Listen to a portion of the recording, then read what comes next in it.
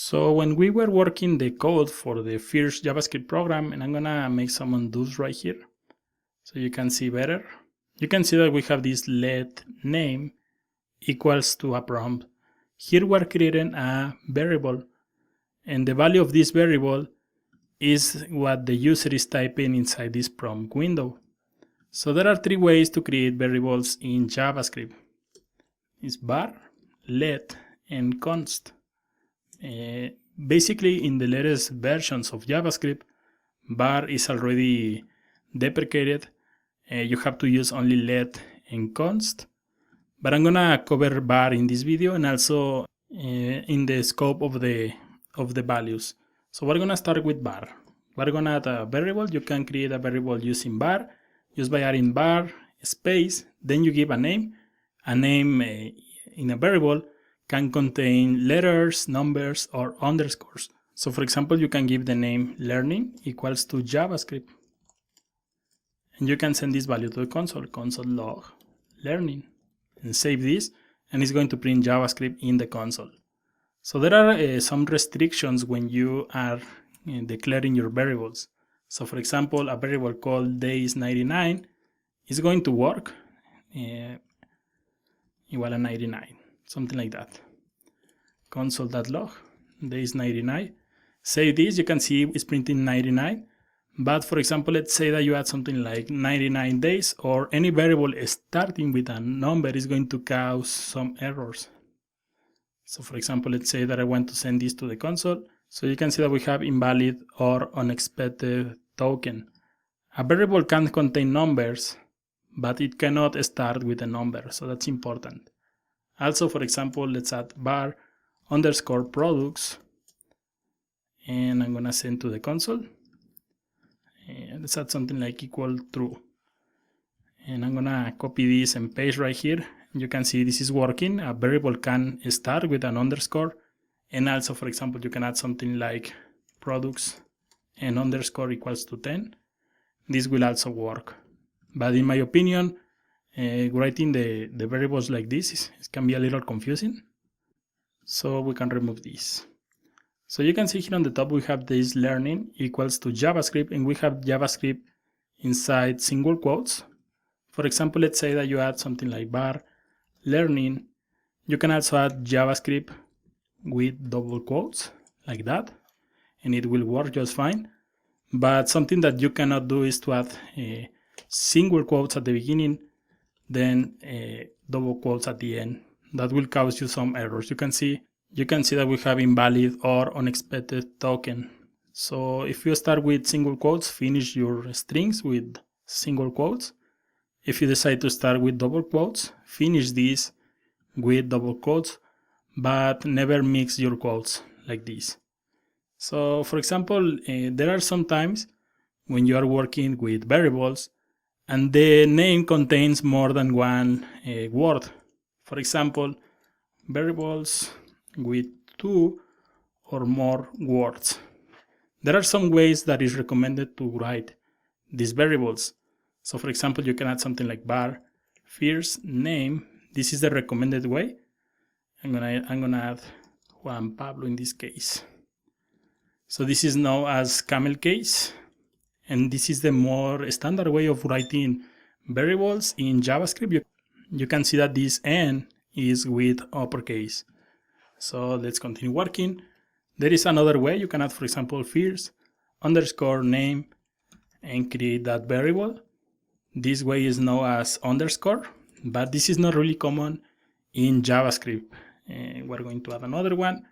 First in uppercase, the n of name in uppercase also, and I'm going to add my name. This is known as Pascal case, but it's not really common also in JavaScript.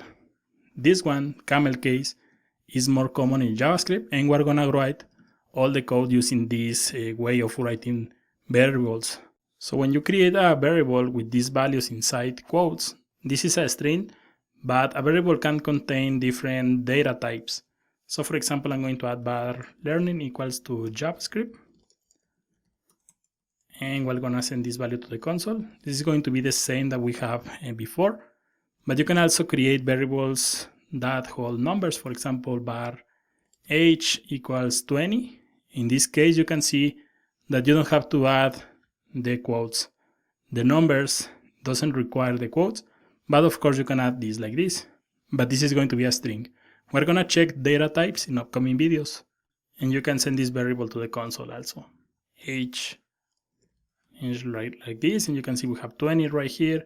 You can also, for example, add another one called job.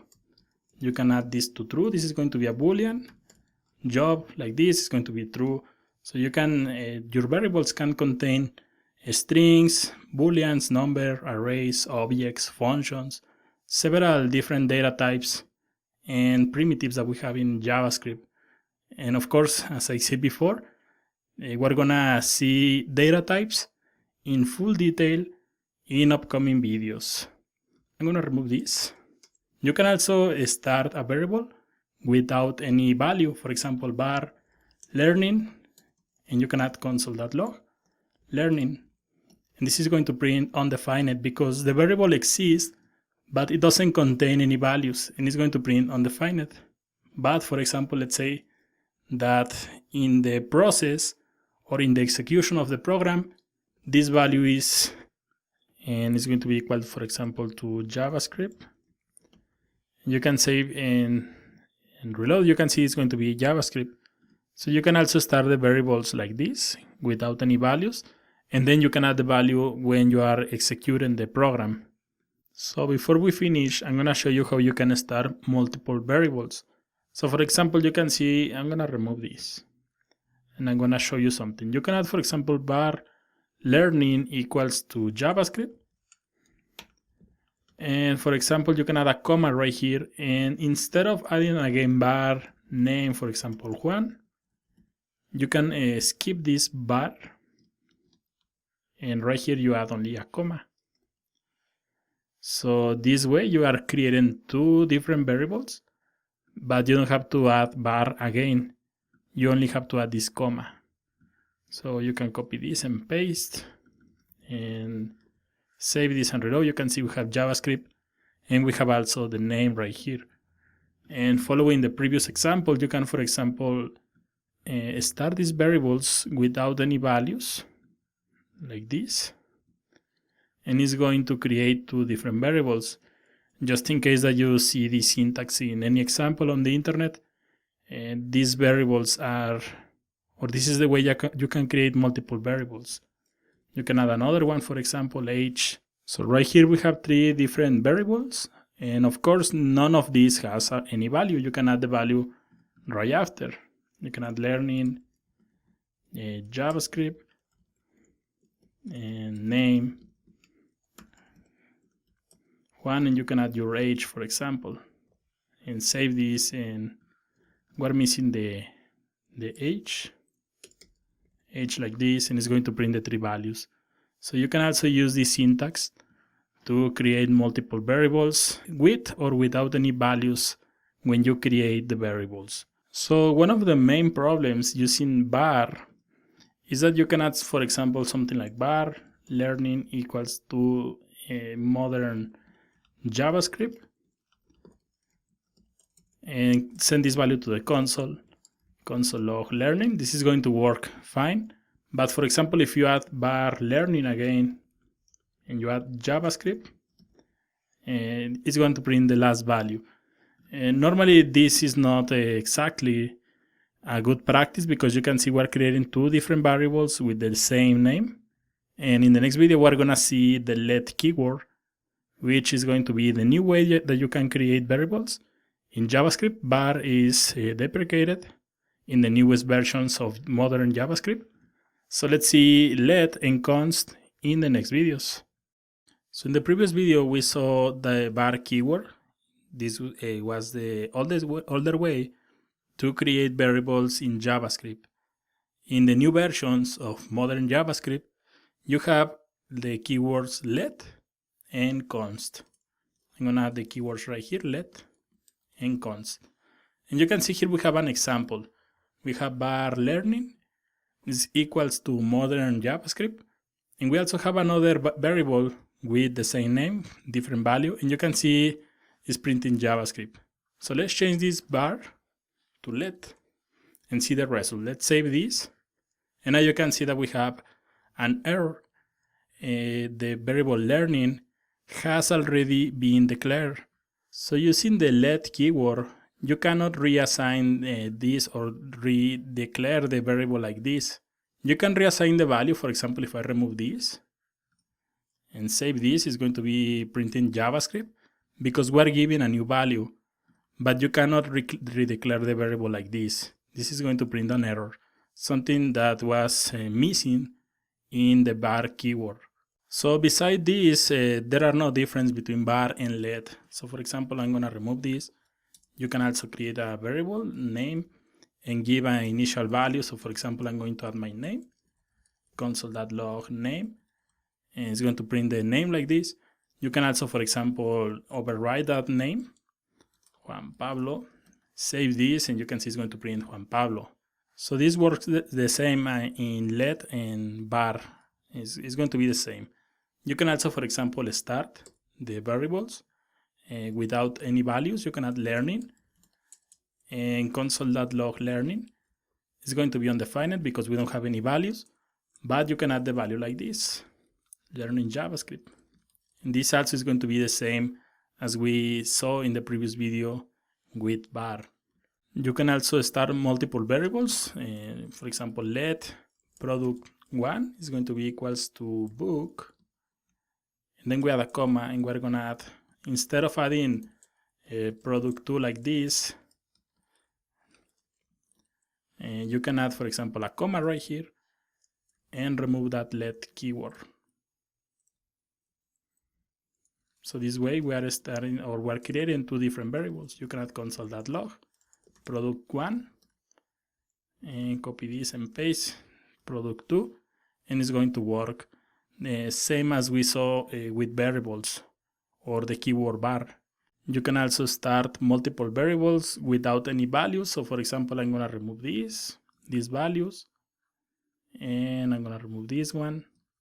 So we have two different variables. If I save this, it's going to be undefined, but let's say that we add something like product 1 equals to shared or something like that. It's going to grab that value.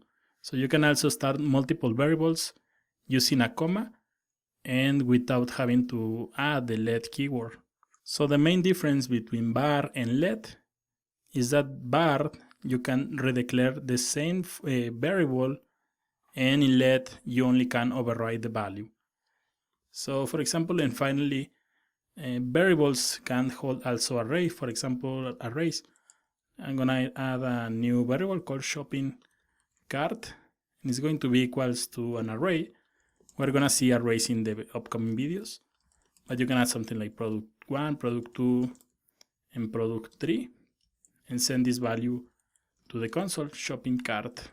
So a variable can contain any data type in JavaScript. And you can see we have the array right here. We have an array. And this is going to be everything for the let keyword. We're going to write all the code, all the different projects using the let keyword and const, which we're going to take a look in the next video. So in this video, we're going to take a look at const variables. The main difference between const and let is that when you create a const variable, you have to give an initial value, and that value cannot be changed in the program. So let's see some examples. If you had something like const name, you have to give this a value. And I'm gonna say send this value to the console, name like this, and you can see it is going to work just fine. But let's say that I want to start this const without any values. You can see we have missing the initializer in the const declaration. So you have to add an initial value always when you're working with const. Something that is really important about the const variables is that you cannot reassign the value. So for example, if you try to add something like name and you try to add my other name, Pablo, just like this, and you try to save this, you can see we have an error, the assignment to constant variable, because when you are creating const or constant like this one, you have to give an initial value, but also you cannot redeclare or reassign that value. The value of the constant is going to be always there. So that's something really important. Beside that is the same. So for example, a variable with the const keyword can hold booleans, can hold also arrays, 1, 2, 3 like this, can also hold an object. And we're gonna see this in greater detail in the upcoming videos. But the most important thing here is to understand the difference between var, let, and const. Var pretty much is already deprecated. You don't have to use var when you are writing modern JavaScript. Let, the main difference between let and var is that you cannot create a new variable with the same name as we saw previously with var. And the main difference between const and let is that const requires an initial value and it cannot change that value or reassign a different value while the program is being executed. So in the next video, we're gonna take a look at strings in JavaScript. We're gonna see strings and some methods. So let's continue working in the next video. So let's review the data types that we have available in JavaScript. JavaScript is a dynamically typed language. When we are developing or creating the variables, you don't have to specify the data type in the variable. The data type in variables is defined by the value, not the variable itself.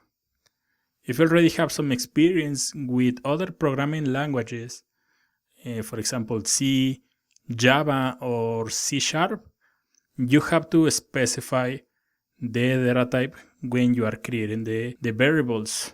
So for example, let's say that you define a variable. I'm gonna add this let variable equals, and I'm gonna add a string. Here at the bottom, I'm going to add console.log, and we're gonna send this variable to the console. Also, we're gonna use an operator, so we're gonna use type of variable. So we can save this, and you can see we have the value. It says 1, and it says that this variable is a string. You can see it right here. So for example, in other languages such as C, Java, or C#, if you specify the data type for a variable, it cannot be changed. In JavaScript, you can add something like this, variable equals 20, and save this, and you can see we have the value 20, and now this variable is a number. And this is happening because in JavaScript, the value, this string, this number, is what defines the data type. The data type is defined by these values, not by these variables. So for example, you can also use variable equals to true, and you can see that the data type in this case is going to be Boolean. A Boolean, remember, is true or false. So if I change this to false, you can see we have Boolean. Also, for example, variable equals to undefined. Undefined is going to be another data type available in JavaScript. So in ECMAscript 6 and newest versions, we have also the symbol. So we're going to add variable equals symbol. And we can pass a description to the symbol.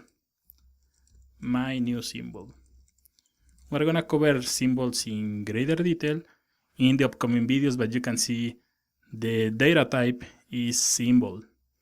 So for example, you can see that we created a variable and then we changed the value and the data type also changed. So that's something really important in JavaScript compared with other programming languages.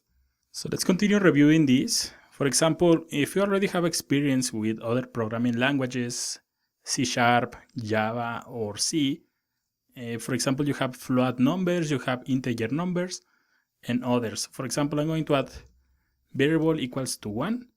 You can see this is going to be a number. If I add something like variable equals to 10.2030, it's going to be also a number. It doesn't matter if this number is a float number. JavaScript will treat all the numbers as number. Also, if you add something like variable equals minus 300, you can see also this is going to be a number. So all the numbers in JavaScript are numbers. You don't have floats, you don't have integers, other data types that you will find in other programming languages. Something really important about the numbers is that if you add, for example, variable equals 20, this is going to be a number.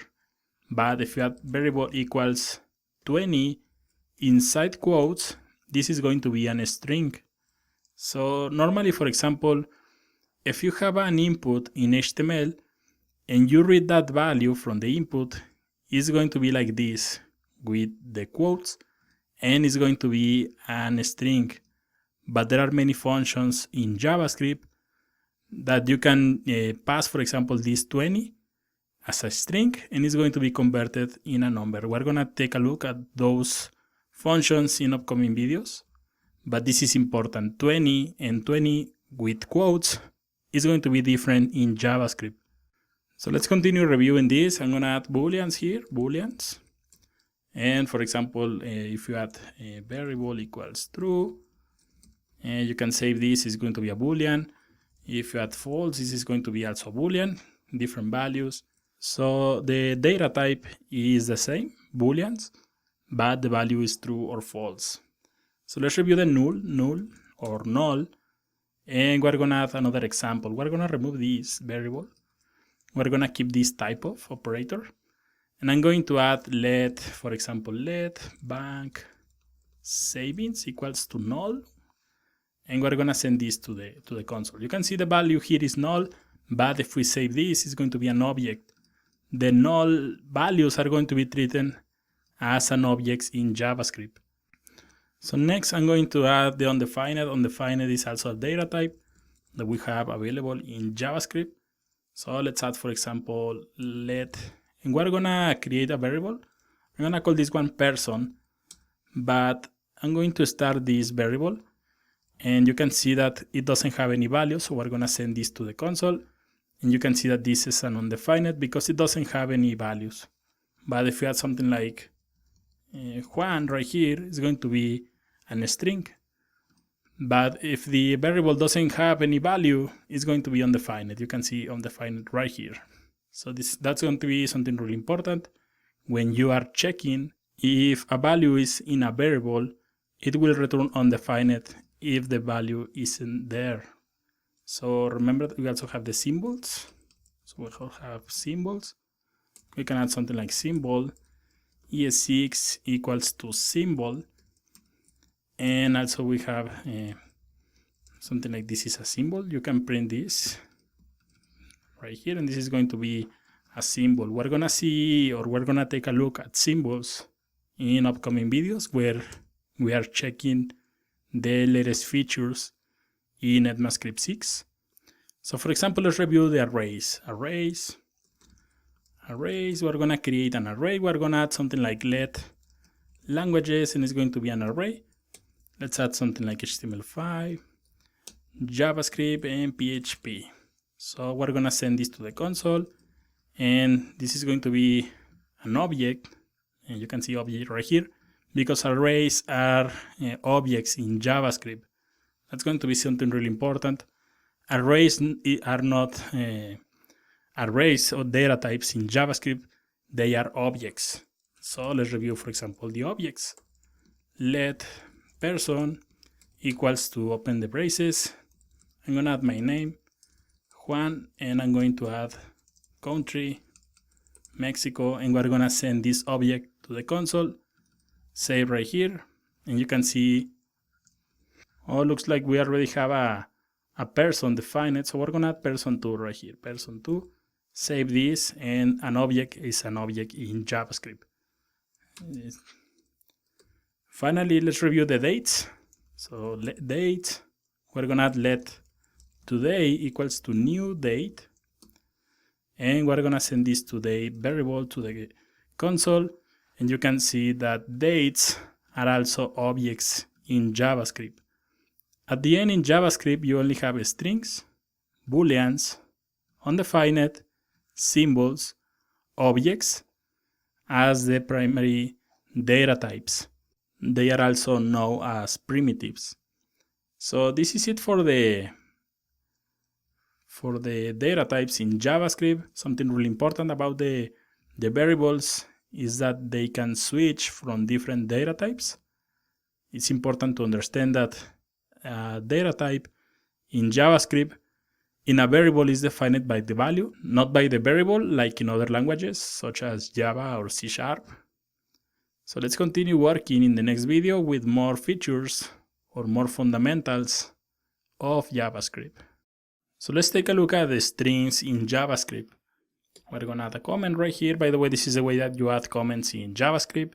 2 slashes and you add this is going to be comment. Also, you can add multi-line comments just by adding the slash, asterisk, and here is the body. You can add, for example, like strings. And then you finish the comment by adding the asterisk and the slash. And the next is going to be the code that you want to write in your program. So I'm going to add let name, and if you remember, we saw that when you are creating strings, you have to wrap the value inside quotes. So for example, I'm going to add quotes right here, and you can add name. I'm gonna send this to the console log name. You can add name equals to single quotes, and I'm gonna add my name here. Save this, and you can see it's printing Juan Pablo. You can copy this and paste. Remove that, single quotes, and add double quotes. The result is going to be the same, but if you remember, if you start with a single quote and finish with a double quote, this is going to cause you some problems. Again, if you mix the order right here, it's going to be the same. Double quotes at the beginning, single quotes at the end is going to cause some errors. So avoid mixing the quotes like this. I'm gonna remove this. There is something really important. It's like, for example, I'm going to add let message, and I'm going to add something like single quotes, and I'm going to add then I said, hey, that's, and I'm going to add single quotes. That's nice. Then we add the semicolon at the end. You can see that we have some problem here. If I send this value to the console, you can see that we have an unexpected identifier. When you're working with this, you can fix this problem by adding double quotes right here, like this, and finish this with double quotes right here. And this is going to print just fine. But let's say that you want to use single quotes, and right here we have another quote. You can escape the quote, and you escape the quote by adding backslash like this. So save this, and you can see it's going to print hey. Then I say, hey, that's nice. So basically, when you're working with these strings, you have two options when you have a single quotes in the middle of your string. You can use double quotes at the beginning and at the end, or you can escape the quote using the backslash. So let's review, for example, concatenation when you have a string. So for example, I'm going to add let, and I'm going to add learning, and I'm going to add JavaScript. And we can send this value to the console log, learning. So let's say that you are printing like this, and maybe you want to add something else. Maybe you want to add some extra information. Right here, you can add something like single quotes, learning, and then we add a plus sign. So this is going to concatenate learning plus the learning variable that we have on the top, and it's going to print learning JavaScript.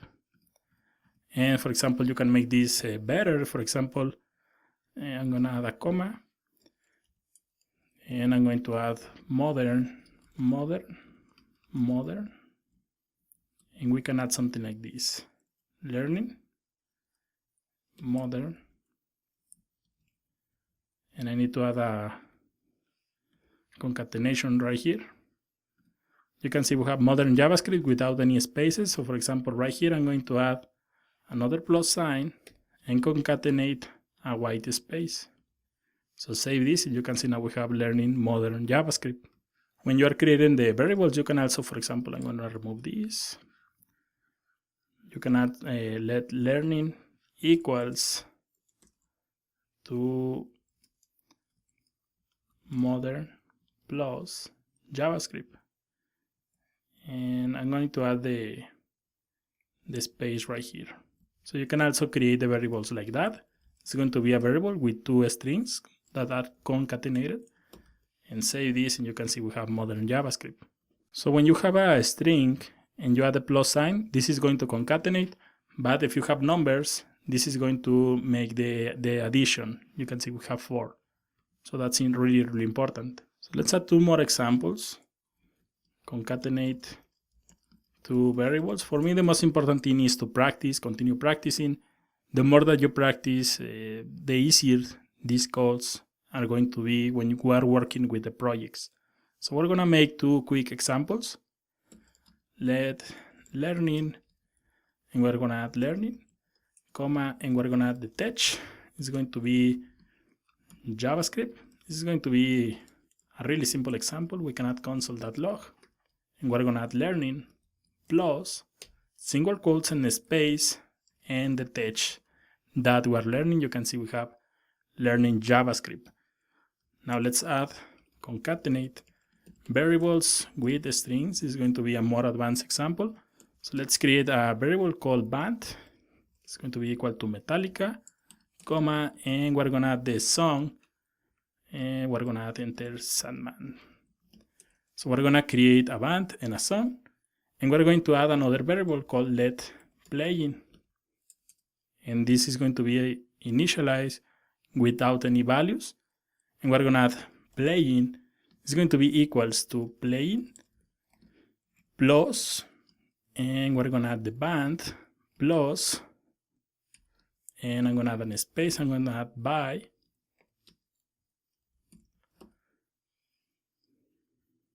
And I think I make this in the wrong order, like this, song and band. And we're going to send this value to the console log playing. Save this, and you can see now we have playing, enter Sandman by Metallica. So you can see here we have 2 variables, then we have some strings right here, and we're concatenating everything into this other variable. There is another way to concatenate. I'm going to add, for example, let learning, and we can add something like learning equals to modern, and then we can add again learning, and we're going to concatenate from the previous line. We're going to add plus equals JavaScript, and you can send this value to the console learning.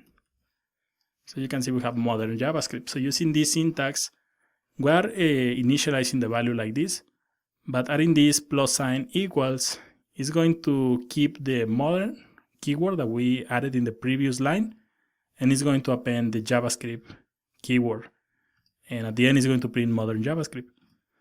So you can add, for example, another line, learning plus equals at Udemy, and now you can see we have modern JavaScript at Udemy. So this is how you create strings in JavaScript. Normally you will create a string and you will give that value into a variable. In the next video, we're going to take a look at the methods or the functions that we have available when you are working with strings in JavaScript. In this video, we're going to take a look at the methods that we have available when you are working with strings in JavaScript. A method is a function that you can use, and there are several methods when you are working with strings, and they are only available with strings.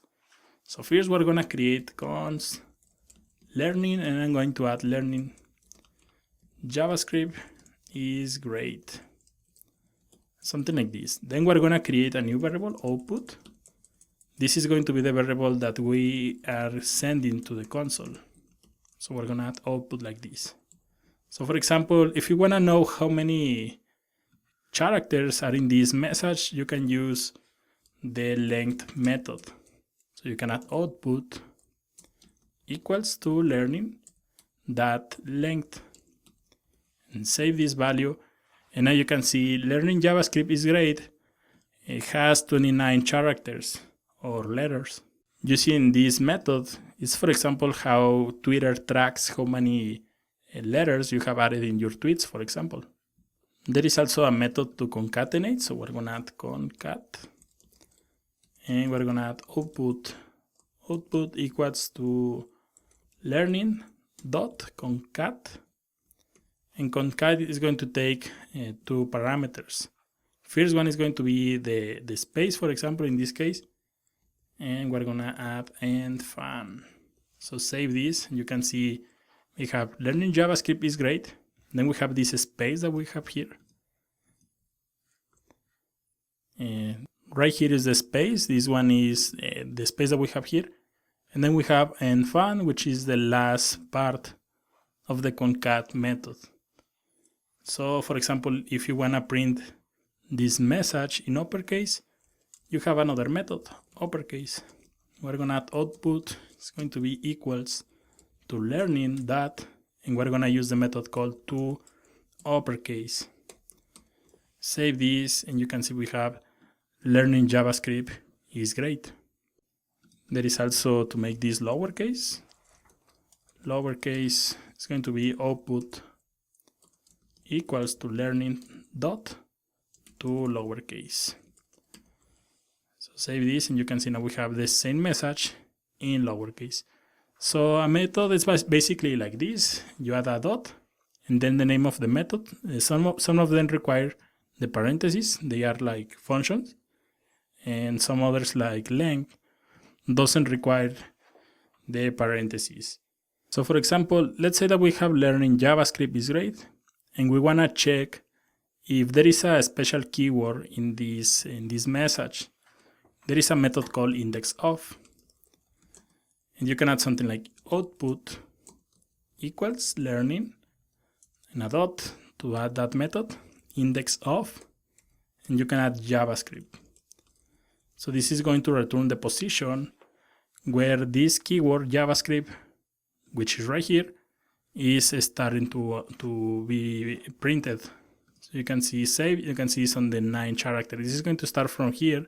So it's going to be 1, 2, 3, 4, 5, 6, 7, 8, and the white space is going to be 9. And you can see from here, JavaScript is printed, and you can see it's present. So for example, if I change this, and we want to check for PHP, for example, it's going to return -1. A really nice example of the usage of indexOf is, for example, when you have const email, and we have something like email@email.com, and you are validating a form, and you are checking if there is the @ sign in this email.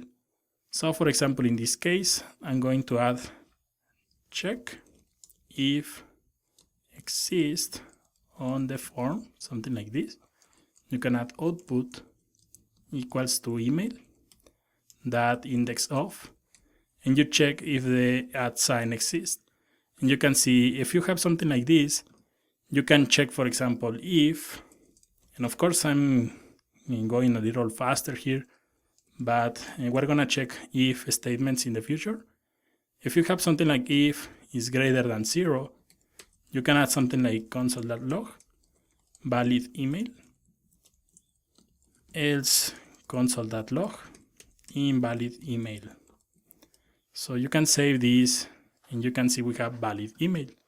In the case of the person didn't add the @ sign, it's going to be like this. You can see we have invalid email because it's returning -1, which at the end is that it couldn't find the @ sign in the email variable.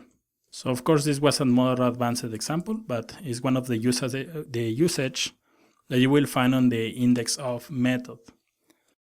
Then we're gonna take a look at substring, and we're gonna add, for example, output is going to be equals to learning, and we're gonna use substring.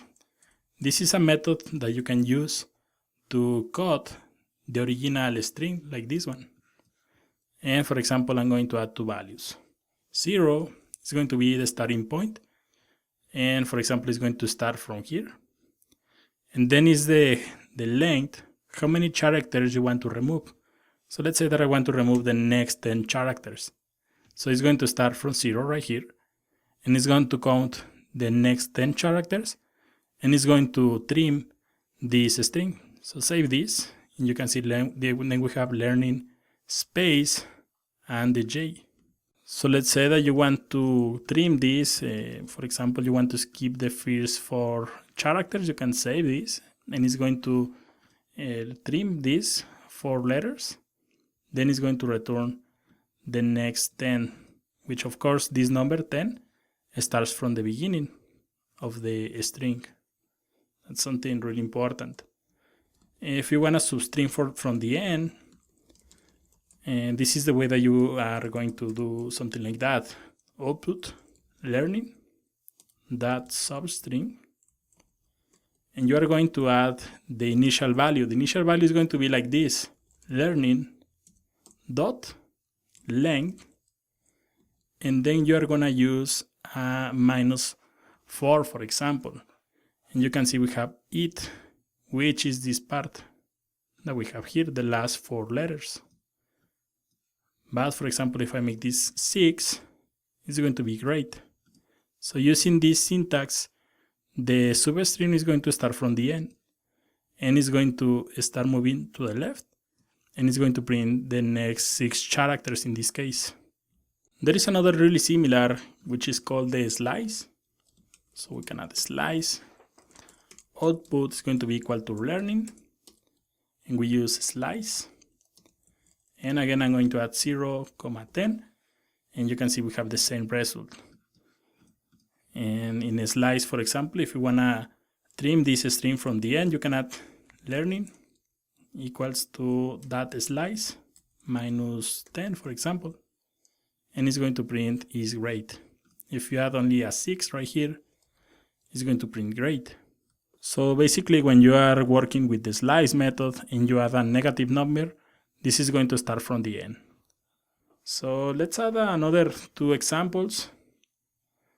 And I'm gonna add the split method, split. I'm going to add output. It's going to be equals to learning. Then we're gonna add a dot.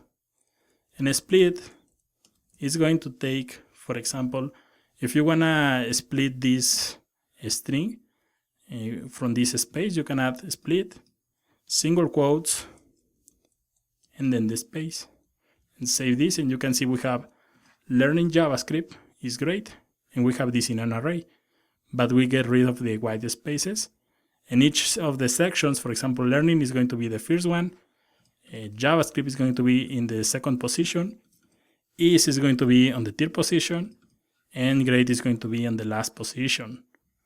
So basically the usage of split is, for example, when you have something like this.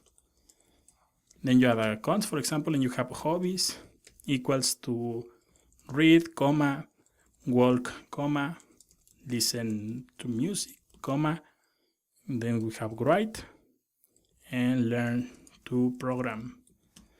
And if you add something like this, for example, output equals to hobbies dot split, and you split by the comma, you can save this, and you can see we have each of the hobbies in the wrong position in this array. You can see we have read, walk, listen to music, write, learn, and learn to program. You can add a space right here to remove that white space that we saw, and you can see it's working just fine. So finally, I'm gonna show you 2 different methods. One is called replace, and one is called includes. So we're gonna see replace first. We're gonna add output equals, and let's say that you have a string like this, and you want to replace only one keyword. You can use the replace method. It's going to be like this, learning, and we're gonna add a dot, and we're gonna replace this. Replace takes 2 parameters. The first one is going to be the keyword that you want to replace. Let's replace the JavaScript keyword, and we're gonna add single quotes JavaScript, and then the second parameter is going to be the text that is going to replace JavaScript. So we can add modern JavaScript like this, and you can save this, and you can see the original string says learning JavaScript is great, and this one we replace JavaScript with modern JavaScript. I'm gonna add modern JS, and you can see we have learning modern JS is great. And also I'm gonna show you includes. Includes is really similar to the index of, but the return value is a little different. We're gonna add output equals to learning, and we're gonna add includes, and I'm going to add JavaScript. Save this, and you can see it returns true because JavaScript is already part of the string. Learning JavaScript is great. If you search for PHP is going to print false because there is no PHP in this sentence. Finally, the last example before we finish is going to be the repeat method. So we're gonna add something like let greet equals to hello, and then we're gonna add output. It's going to be equals to greet that repeat, and we're gonna repeat this 5 times. So save this, and it's going to print hello 5 different times. So this was JavaScript and the methods in strings. There are many other methods that you can use in JavaScript, but these are the most common that you're gonna use when you are developing websites or web applications. So let's continue in the next video. So let's review numbers in JavaScript. We're going to add 2 variables. First, I'm going to add a comment. We're going to add cons number 1 is going to be equals to 30, comma, and number 2 is going to be equal to 20. Let's add another one, number 3. We're going to add this as -3, something like this, -3.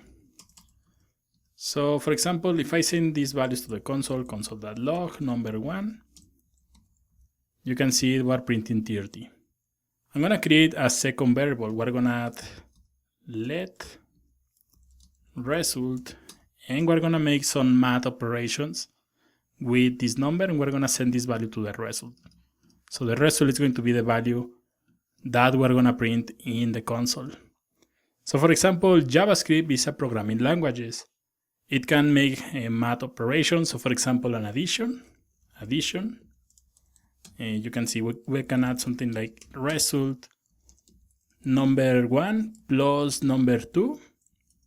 And this is going to make the addition. You can see we have 50. 20 plus 30 equals to 50. JavaScript can also handle the subtraction. So result equals to number 1 minus number 2. Save this, and you can see we have 10. So it's working fine. Next, we're going to add the multiplication. Result, we're going to add something like number 1. And we're gonna multiply this by the number 2.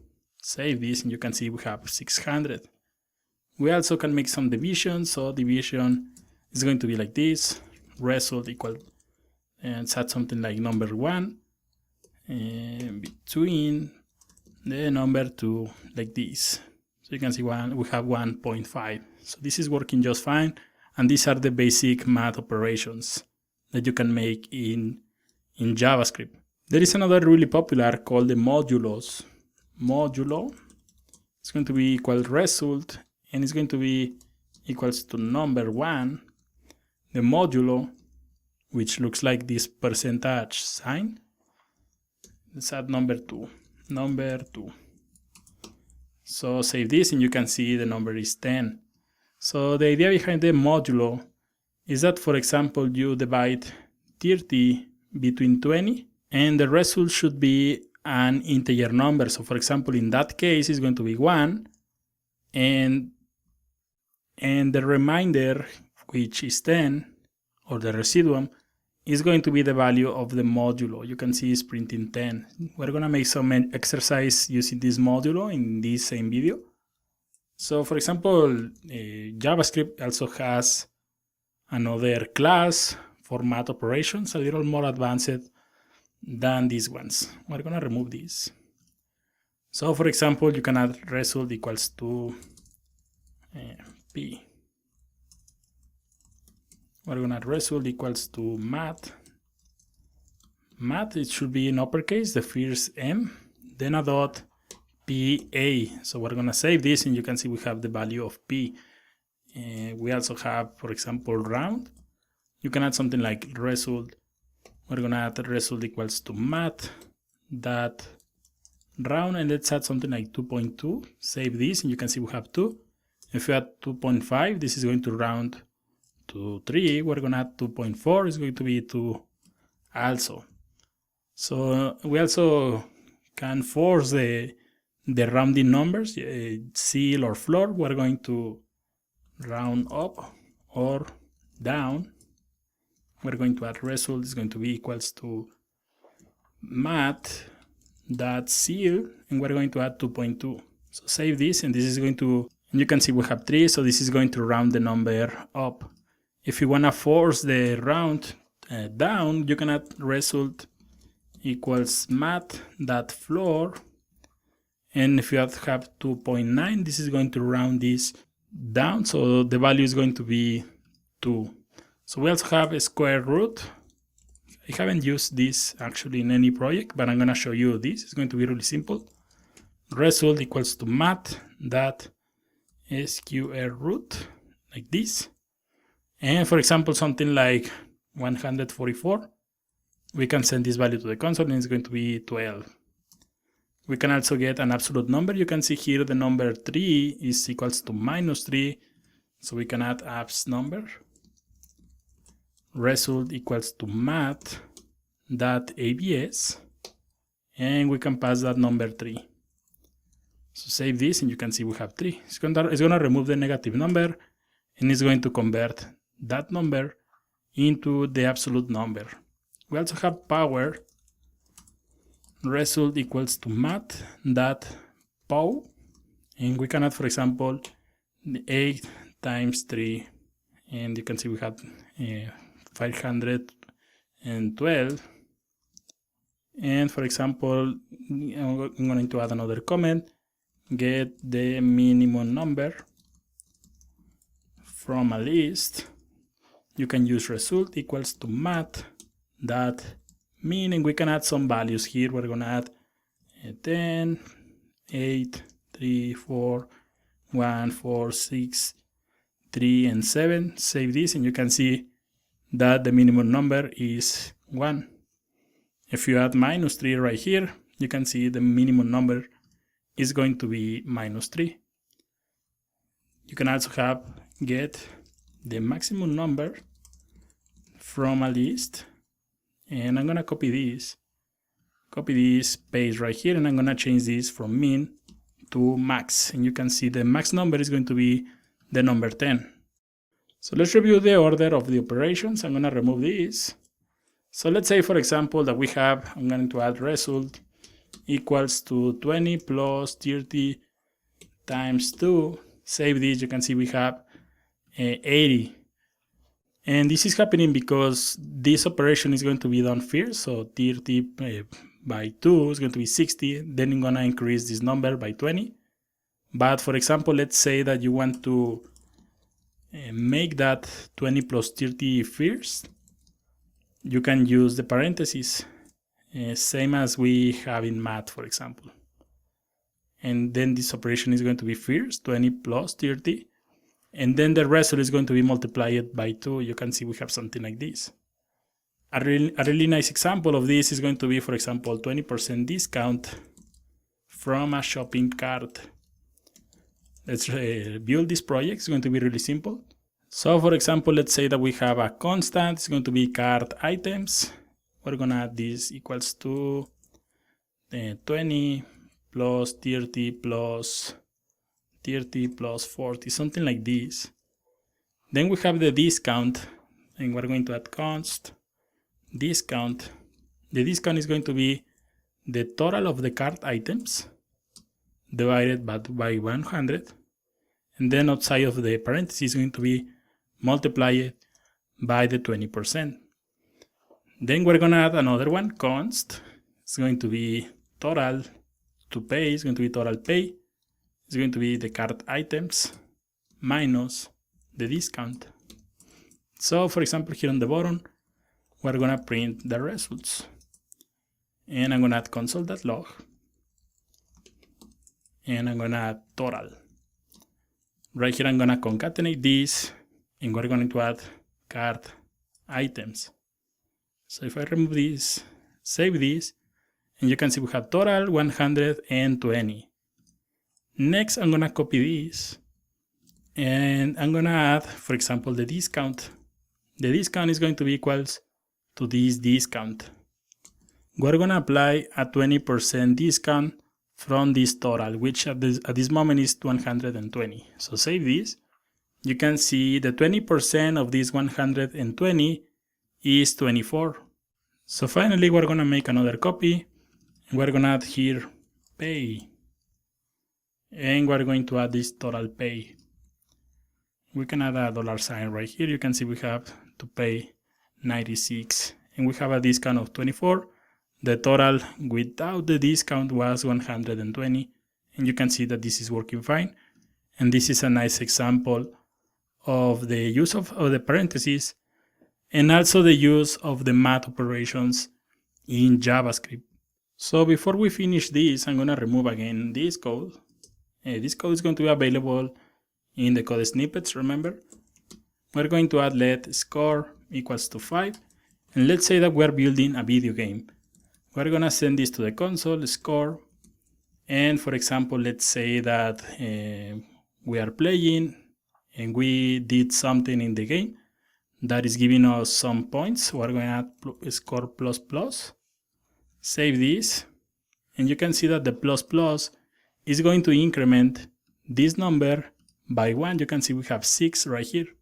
If you want to decrement this by 1, you can also use score minus minus, and it's going to be 5. Now let's copy this. I'm gonna remove everything and reload here on the console. I'm gonna type let score equals 5, and I'm gonna show you something. If we add a score right here, you can see we have 5.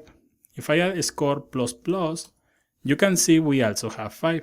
Then if I type score again, it's going to print 6. So this plus plus is going to increase the value after it's printed on the console. So let's clear this. Let score 5, we're gonna add score. You can fix that by adding plus plus score, and this is going to increase the value first, and then it's going to print the variable.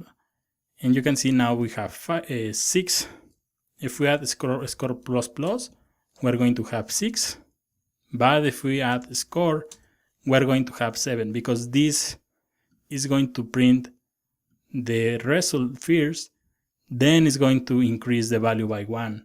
The same if you decide to use the decrement, you can add score minus minus, and you can see 7, score, you can see we have 6. If you add minus minus score, then it's going to decrement by 1, and then it's going to print the value. Finally, I want to show you something. I'm gonna reload right here. We're gonna add let score equals to 5, and you have increments by 1 or plus plus, but you can also increment by another number. So for example, you can add a score plus equals to 10, and you will have 7 from the previous result, and it's going to increase 10 to that value.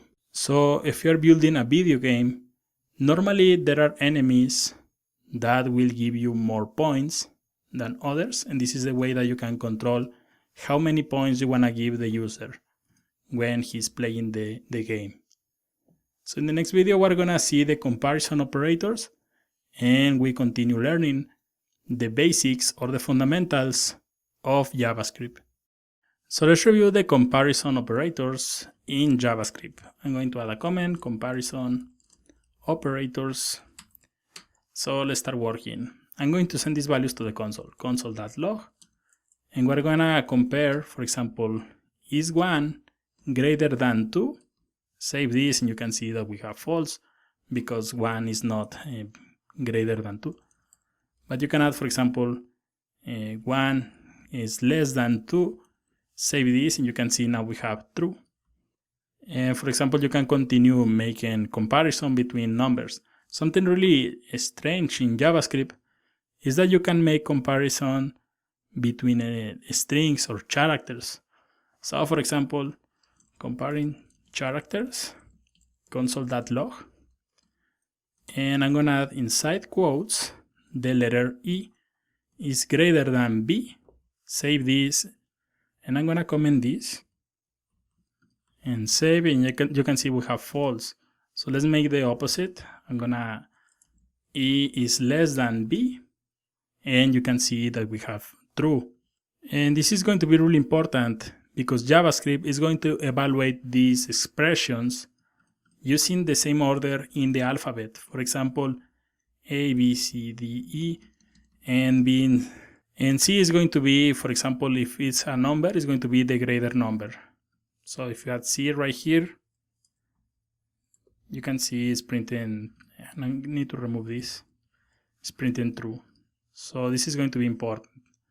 I'm gonna comment this, and I'm gonna show you something. So for example, if you add C in uppercase, E in lowercase, greater than, sorry for that, you can see that we have false, because in the order of the alphabet and the order that JavaScript evaluates this is going to be like this: A, B, C, D, and the greatest values are going to be W, X, Y, and C. So A in uppercase is going to be less than C in lowercase. So let's comment this line, and I'm gonna remove this.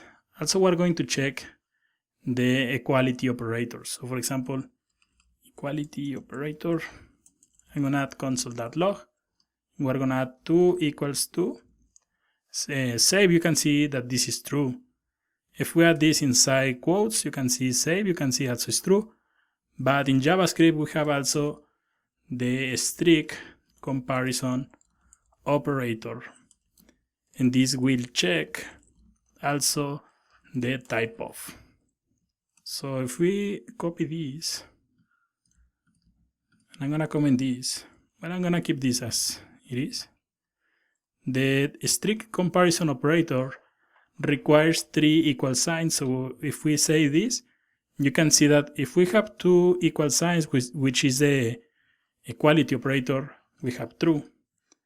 If we compare this using the strict comparison operator, you can see that we have three equal signs, and you can see it's false, because if we take a look here and we add, for example, console.log, type of 2, and then we add console.log, type of 2 inside quotes, you can see one is a number, the other one is a string, and the strict comparison operator will check also the type of. That's going to be really important. I recommend that you always use this operator. So one of the most common problems when dealing with these operators is that some programmers only add one comparison operator, and you can see that we have an error. When you're using only one, this is an assignment. When you're using 2 or more, this is going to be a comparison. That's going to be really, really important and really common when you are learning to program, to make a mistake like this one. So these are comparison. We have also, I'm gonna comment this and this. We also have not equals. So for example, console.log, we're going to evaluate if 2 is not equals to 2, you can see that we have false because they are equals. If I add something like 3, you can see this is going to be evaluate as true, because indeed 2 is not equals to 3. It's going to return true in this case. So for example, if we wanna compare, I'm gonna add, so for example, hello is not equals to hello with an space, you can see that we have true because this space is making this string different than this one. So we're gonna comment these lines, and let's compare null and undefined, and you're gonna see something really, really nice. Null equals to undefined, you can see we have true. If we make a check with the strict comparison operator, we're gonna save this, you can see it's false, because again, the strict comparison operator will check the data type. In this case, a null, remember, is an object. In the other hand, the undefined has its own data type called undefined. So this is it for the comparison operators. You can see we can compare numbers, strings, data types, and a lot of different values. And this is going to be really important when we are in the if statements, the usage of the comparison operators. So let's continue working in the next video, learning the fundamentals of JavaScript. So let's review how you can convert a string into a number. We're gonna create 3 variables. Const number 1 is going to be equals to 50 inside quotes. If you remember, this is going to be a string. Also, we're going to add number 2, and this is going to be a number. And finally, we're going to add a number 3, which is going to be 9, for example, in text. We're gonna see something nice. So first, we're gonna make an addition. This number 1 plus number 2. So we're going to add console.log. And we're gonna add number 1 plus number 2. And you can see that we have 50 and 10. And this is happening because this number 15 is a string. And if you remember, when you have the plus sign in a string, this will concatenate the values. So that's why it's important. And I'm going to add the name of the lecture right here. We're going to call this one convert strings into numbers. That's why it's really important that when you have a number in a string like this, you convert that into a number. So there are 2 ways that you can make something like this. Convert number 1 into a number. We're gonna add console.log, and we can use the function called number, and we can pass number right here, number 1 plus number 2. Save this, and now you can see that we have 60. Something really important about the Chrome console is that when you print a number in blue, that's going to be a number. If the number is printed in black, that number is going to be a string. So there is another way of doing this. Yeah, we already saw the number function. There is another one called parseInt. ParseInt. Save this, and you can see that we have the same result. So feel free to use whatever function you want, number or parseInt. The result is going to be the same. So let's comment these lines, comment this, and comment this. So next, for example, if we have this 9, we can add something like this, console.log, and we can add number 3, save this, and you can see we have 9. So console.log, number 3, and save this, and you can see that we have this value, NaN. And this stands for not a number. It's not a number what we are trying to transform into a number. You can see it's a number, but it's a string. It's the name of the number. It's not a valid number like these ones. So it's important to understand how you can convert a number in a string into a number, because all the numbers, for example, if a user is filling a form and you want to read those values are coming from a string, and you have to convert them into numbers. So that's why this lecture is important. But you can see if the user adds something different, it's going to print not a number, because this is not, or clearly this is not a number. So that's important, and I'm going to comment this. There is something I want to show you. For example, if I copy this and paste right here, is printing 15 and 10. So this is concatenate the values. Concatenate the values, because the number 15 is a string, and remember, when you have a plus sign in a string, this will concatenate the values. But let's review what happens when you have the subtraction right here. So save this, and you can see that we have 40. And this is happening because since we don't have the plus sign, and JavaScript knows that this minus sign is only intended to be used with numbers, JavaScript will convert this string into a number for you. So in this case, the subtraction will work. So that's also something really important. Of course, I recommend that if you have a number in a string, I recommend that you convert this into a number using number or parse int. So let's remove this, let's remove everything. We're gonna take a look at another methods and values. So for example, I'm gonna add let number, and I'm gonna send this value to the console.log number. And we're gonna try to convert a lot of different values from strings into a numbers. So we can add, for example, right here, number equals to number. We can also use parse in, remember? And I'm gonna add 20 in single quotes. You can see this will convert 20 into a number. Next, for example, number equals to number. We're gonna add single quotes, 20, a dot, 20, 10, and 2. Save this, and you can see we have also the number. For example, number equals true.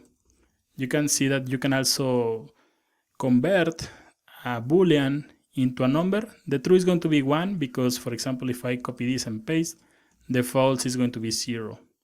So false are always 0, true are always 1, and you can convert them into a number using this number. Something really important here is if you try to use, we're gonna use parse in right here.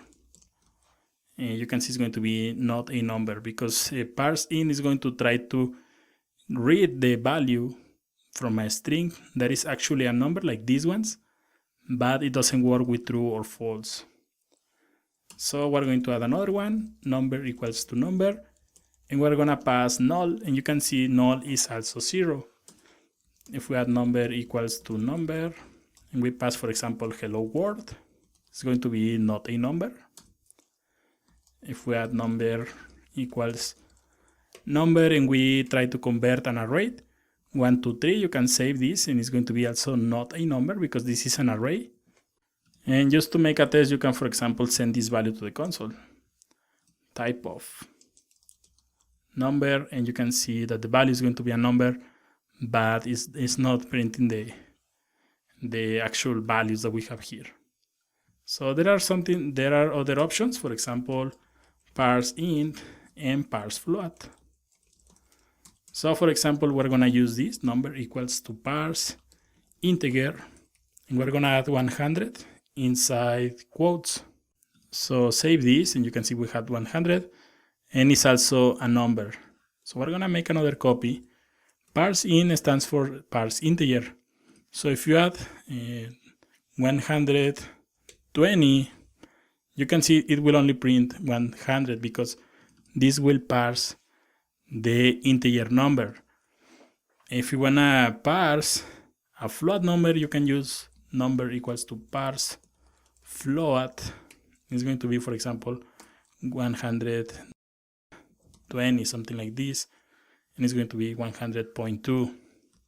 So there are other functions. There is another one called toFix. And for example, let's add something like let number 1.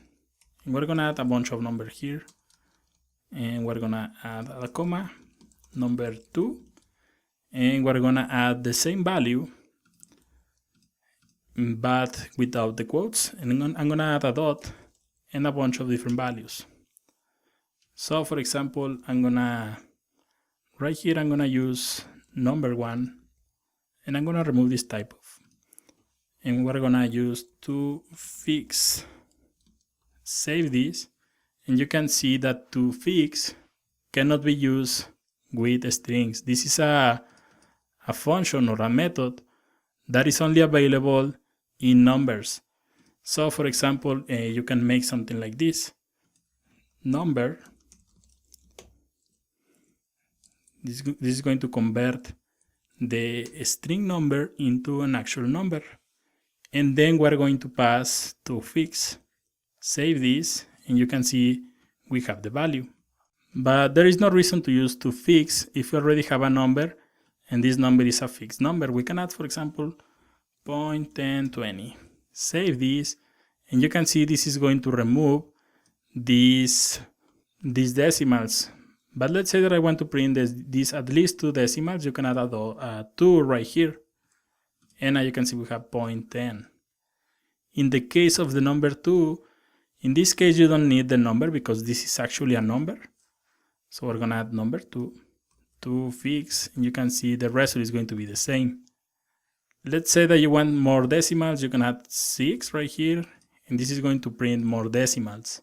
And this is going to be really important. This topic is going to be really important, since remember, all the data submitted into a form is going to be a string, and there are several functions to convert those strings into numbers. You have number, you have parsing, parse float, and also you have fixed, toFixed. So in this video, let's take a look how you can convert any, for example, number or boolean into a string. This is going to be really important because doing something like this, you're going to have all the methods available for strings in numbers, for example. So let's see, for example, numbers to strings, and let's create a number, let number, and let's add a postal code. We're gonna add 9210, and also I'm going to add another one called output. We're gonna print this output in the console, but first I'm going to add output. Well, if you say output equal to number, and we send this value to the console, you can see that this is a number. This blue color is telling you that this is a number. You can add also type of, and you can see we have a number. So if you want to know, for example, the length of this, and I'm gonna remove this. If you add that length, if you remember, we have that length to check the length of a string. You can see we have undefined because .length is a method only available for strings. So we have to convert this number into a string. And it's really easy, only add a string right here. A string. And save this. And now you can see we have 5. And you can see we have a string. So this is going to be a valid postal code because it has 5 different numbers. Of course, if the postal code is real, it's going to be a little different. But at least the length of the string is going to be valid, which is going to be 5. You can also validate, for example, the length of a credit card using this same technique. So let's remove this. And I'm gonna, for example, I'm going to add boolean to a string. You can add something like, I'm gonna add let output equals to true. And if we send this value to the console, you can see we have true and we have boolean. So again, you can add something like a string, grab this true into a string like this, and this is going to change this true, and it's going to be also a string. So let's review how you can transform a date into a string. If you remember, for example, if I add output equals new date, the date is going to be an object. But you can add something like output equals to a string, and then we pass this date. And doing this is going to be a string. And doing this, you will have all the methods available for strings into these dates. So for example, you can add something like includes, and then you can pass 2080. Save this, and you can see we have true.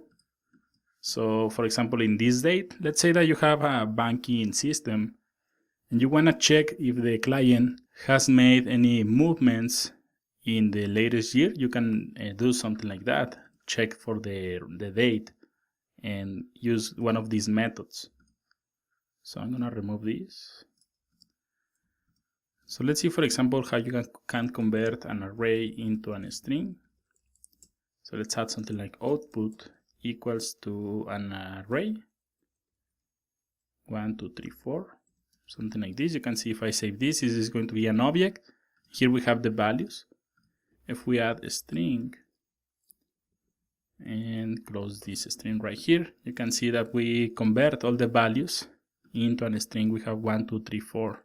There is another method called toString, for example, toString. And for example, if I try to use toString into a number, 20, for example, toString, you can see that we have an error. ToString is more used when you have objects. So we're going to add, for example, output equals true toString, and we need to comment this line. So you can see we have true. So this number toString doesn't work, but you can see it works with booleans.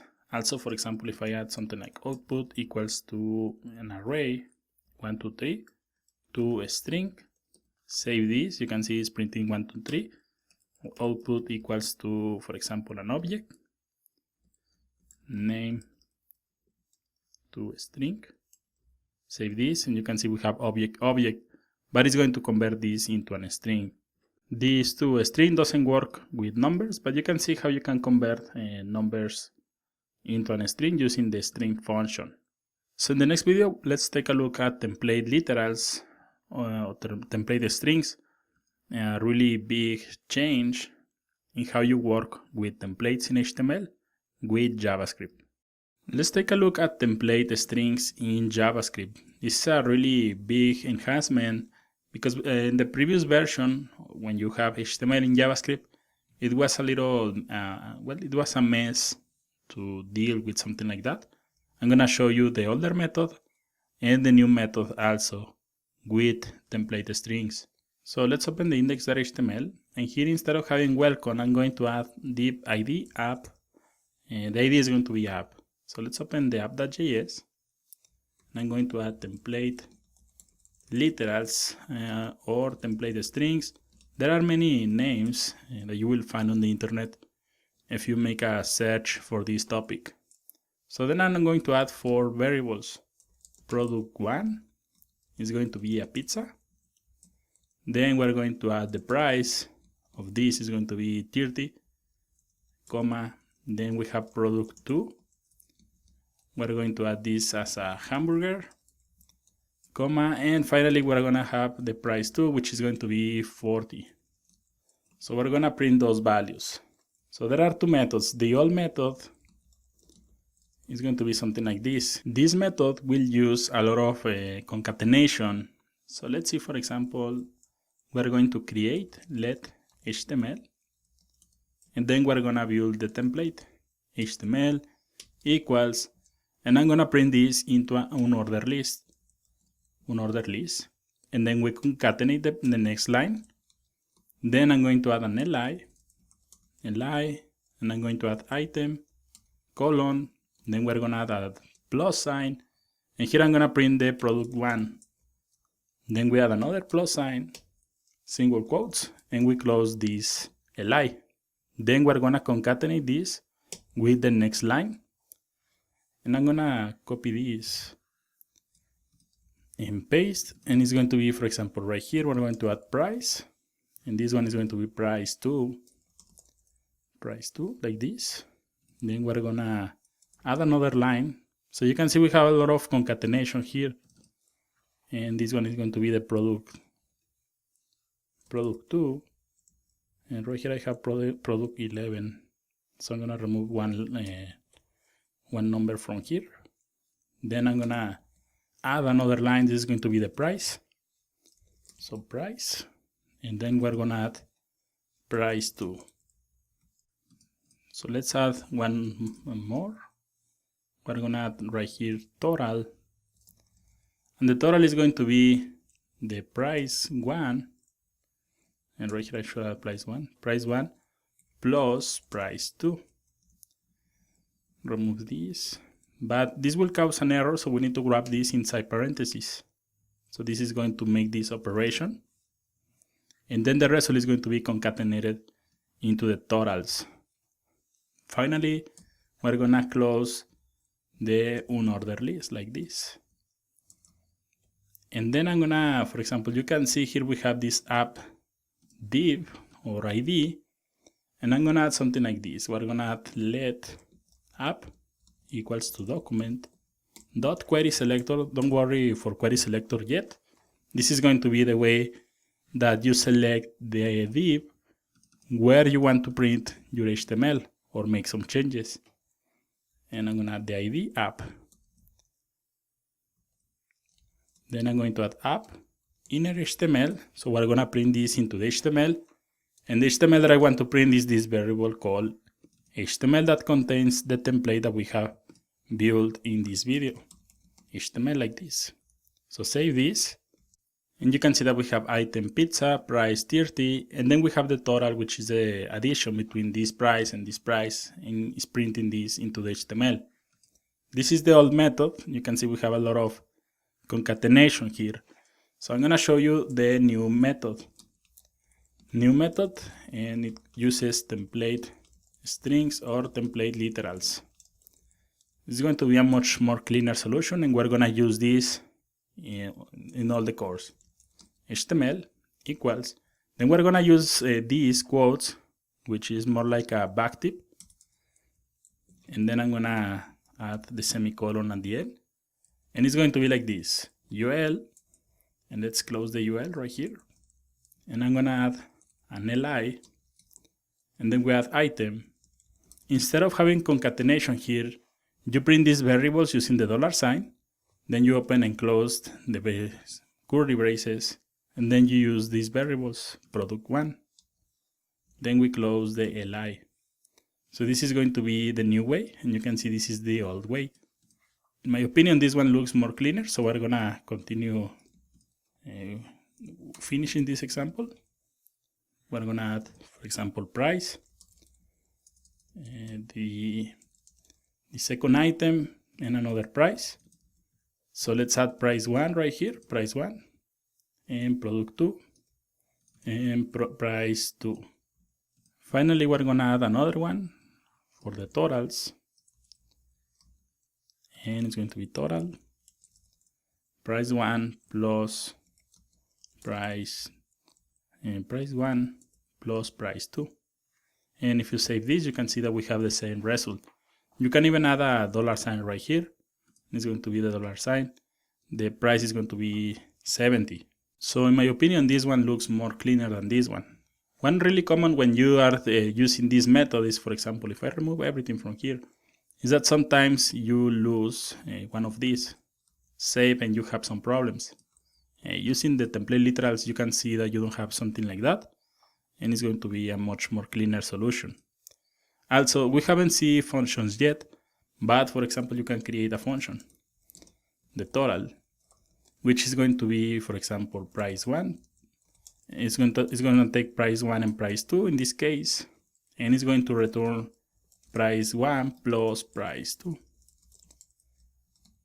And right here, instead of having this, we are going to have total, and then open the parentheses, and instead of having this sum, we're gonna have something like this. A comma, and this parenthesis should be before the closing square curly brace. And now you can see we have the same result. So you can add in template strings, you can add functions. You can see that this method is more cleaner than this one. And we're gonna use template strings through all the course, especially when we are working with the projects. We're gonna use this method. This one is older, so I recommend that you use template strings. So in the next video, let's continue working. So in this video, let's take a look at arrays in JavaScript, how you can create the arrays and the methods that JavaScript provides when you are working with arrays. An array is a variable that can hold more than one value at a time, and usually the array will hold related data. But let's see, for example, creating an array. So we're going to add a simple array, const numbers, and we're going to add the square brackets. The square brackets is going to tell JavaScript that we want to create an array. So if you see a square bracket, this is going to be an array in JavaScript.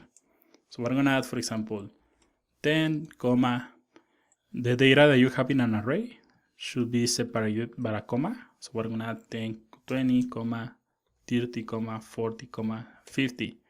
And usually the last item doesn't require the comma.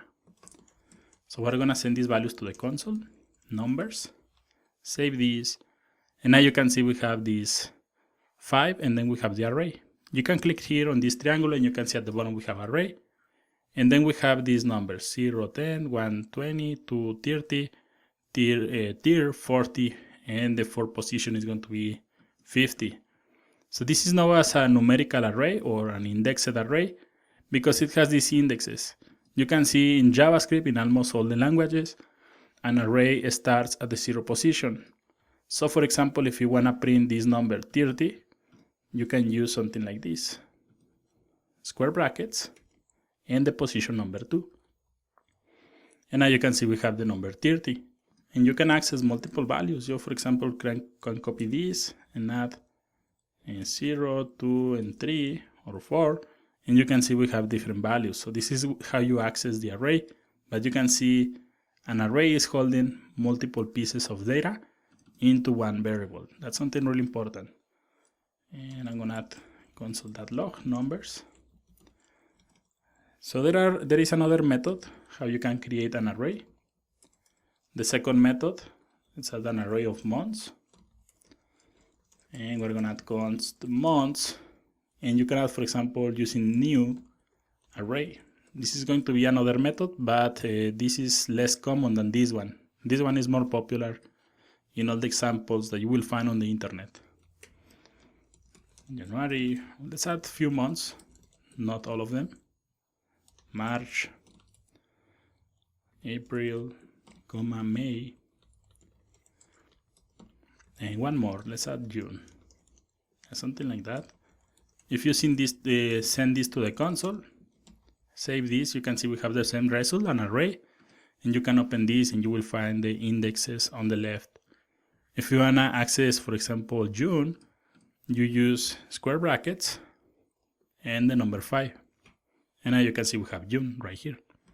Also an array, for example, I'm gonna comment this, can hold mixed values. Mixed values, so for example, you can add const mixed array. And you can add, for example, a string, comma, a number, comma, a boolean, comma, another string, comma, and a null value. And you can send this value to the console, mixed array, save this, and you can see we have, if I open this, we have strings, we have numbers, we have booleans, and we have also a null right here. So I'm going to remove this code, and I'm gonna uncomment this. So let's review some of the methods that we have when we are working with arrays. So for example, you can check the length of the array. And you can add console.log months.length. This is really similar as the string property. You can see we have 6. And you can see we have 1, 2, 3, 4, 5, 6. See, if I send this value to the console, months, you can see that we have 5 positions, but this is starting at the number 0. The length is going to be 6, so the length is going to report the actual number.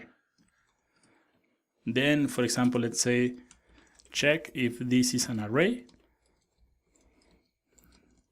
You can add something like this, console.log, and then you add array dot is array, and then you pass months in this case, and you can see that we have true.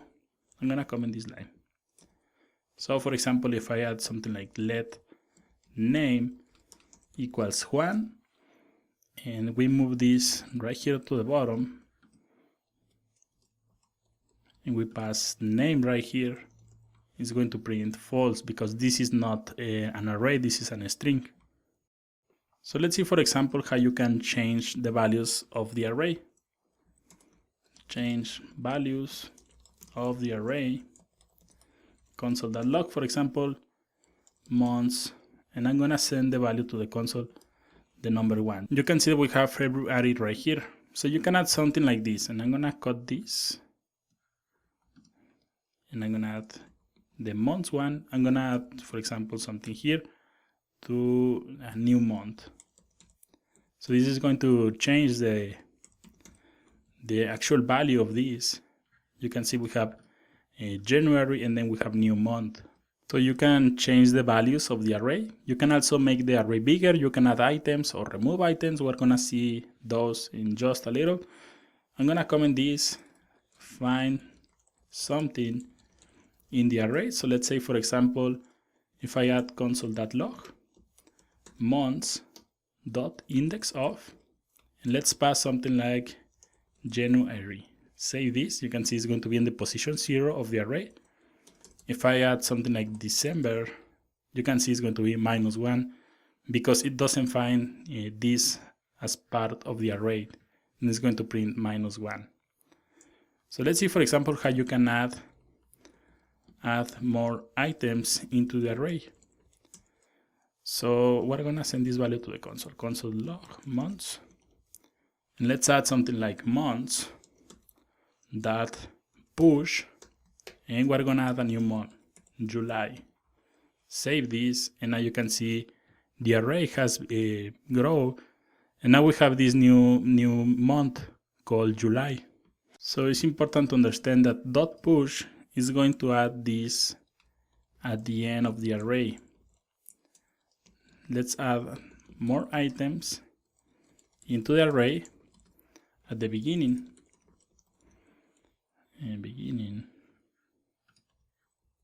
Double N. So in this case, you are going to use another method, months. This is going to be the array, and then you use on shift. And let's add something like month 0. Save this. And now you can see in the first position we have month 0. Then we have January, and then we have February, because we have commented the line where we add the new month. But you can see we have an item at the end, July, and also the month 0, which is this one.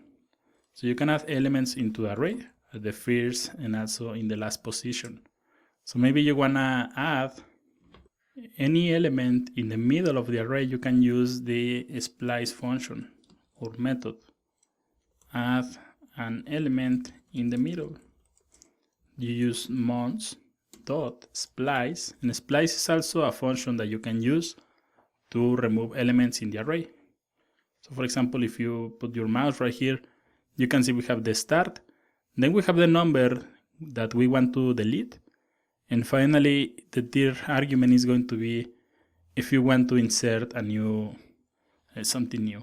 So first the position, we're gonna add something on the dir position, so we're gonna add 3, then we add a comma, and we're gonna skip this value because we don't want to remove anything. So we need to pass this as a null, and then the new method, the new item, a new month.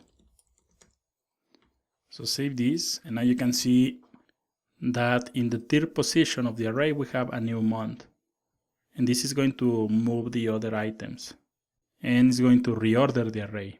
So in the next video, let's continue working with arrays. It's a really important topic, so we're gonna create another video. We're gonna see the rest of the methods in the next video. So let's review the methods that we have to remove items in the array. In the previous video we saw, for example, push, on shift, and also splice. In these methods you can add elements to the array, and also you can remove elements into the array. If you are building a shopping cart using an array, you can use the same methods to add or remove items into the shopping cart. So I'm gonna comment this line, and I'm gonna move this to the top, so we can see the array and the new functions right here. We're gonna keep this here on the bottom. So for example, you have array pop, remove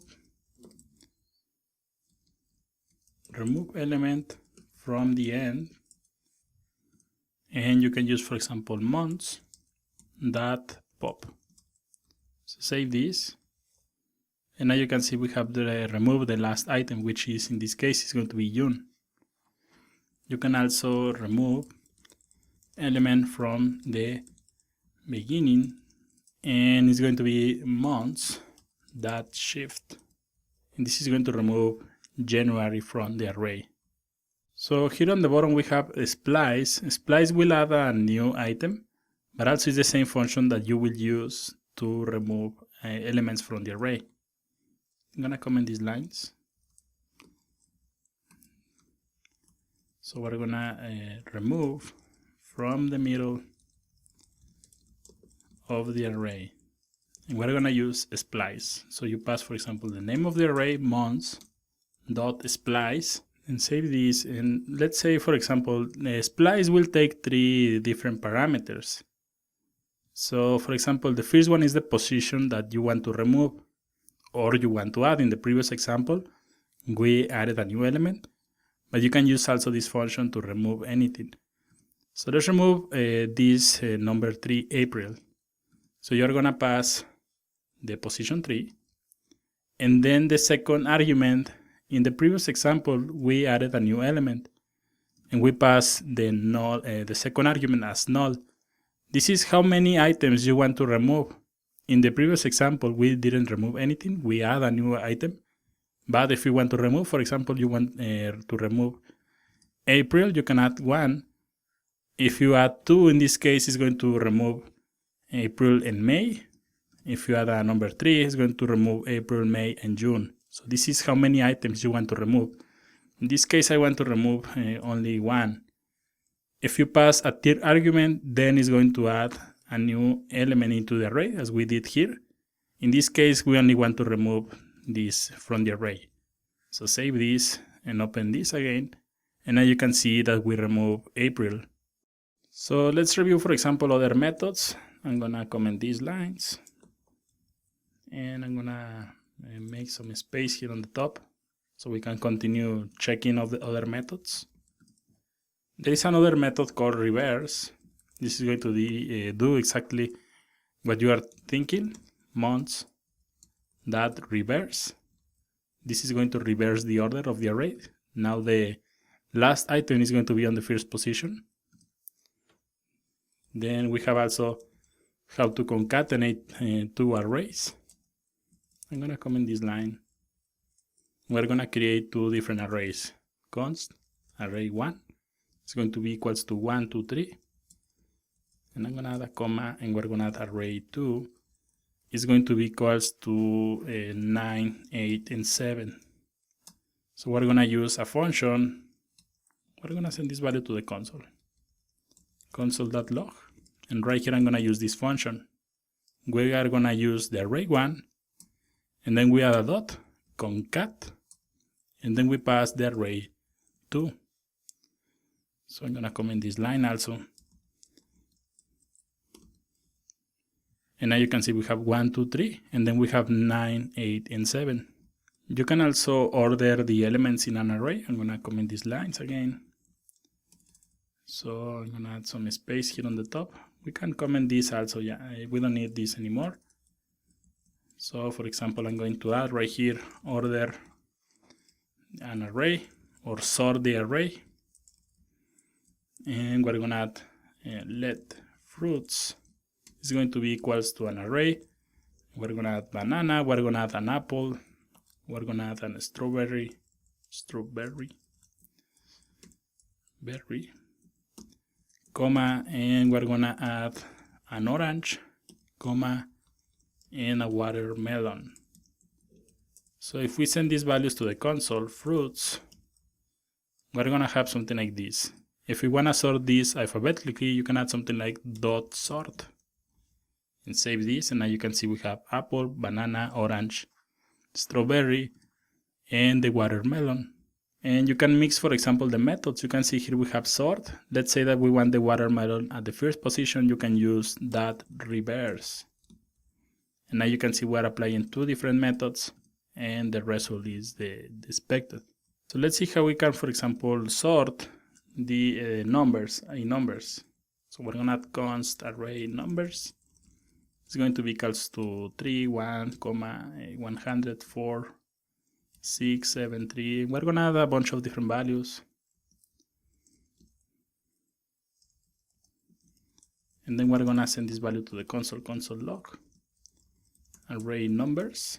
Save this, and then we're gonna add array numbers dot sort.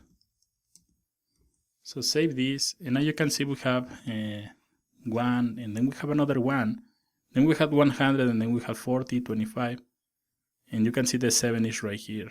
So this is going to sort only the first number, but you can see 100 should be at the end. Well, in this case, you have to write a function. Order from lower to the greater number. It's going to be like this. We're going to add this function, that sort, and then we're going to pass a function. It's going to take two values, number 1 and number 2. And then we open the curly braces, and then it's going to return the number 1 minus the number 2. And number 1 should be here. Save this, and now you can see it's going to sort this as expected. The number 100 is going to be on the end. Also, for example, if you want to sort this in the reverse order, you can copy this. And we can add something like here. Copy this, paste from greater to lower. And in this case, you only have to change the order.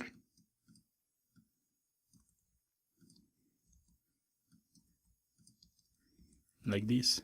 Save this, and now you can see 100 now is in the first position. And this is how you can sort an array of numbers. The array of characters or strings doesn't have this problem, but the array of numbers, you can see how you can make this using this function. So in the next video, let's continue learning the fundamentals of JavaScript.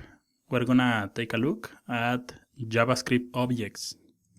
So let's start working with JavaScript objects. In JavaScript, an object is very similar to an array in a lot of ways. Objects have properties attached to them, and these properties are defined by you when you are creating the objects, and you have access to these properties and the values using a dot in JavaScript. So let's start working with the code. We're gonna add something here, objects, and you define, for example, an object using a var, a variable, using const or let. I'm going to add a const right here. We're going to define a person. It's going to be equals. The first difference between an array and an object is that when you are creating arrays, you use the square brackets. In the case of objects, you will use the braces or curly braces like this. And this is going to be a good indicator that this is an object in JavaScript. So as I said before, you have to add a property. So we're going to add, for example, right here, I'm going to add name, and this is going to be the property. And then we give a value. I'm going to add my name. You can add yours. Then we're going to add the last name. This can be first name in this case. First name and last name. And I'm going to add my last name. Then we add a comma. And notice that we have, same as we have in arrays, in between each of these properties, you will have a comma.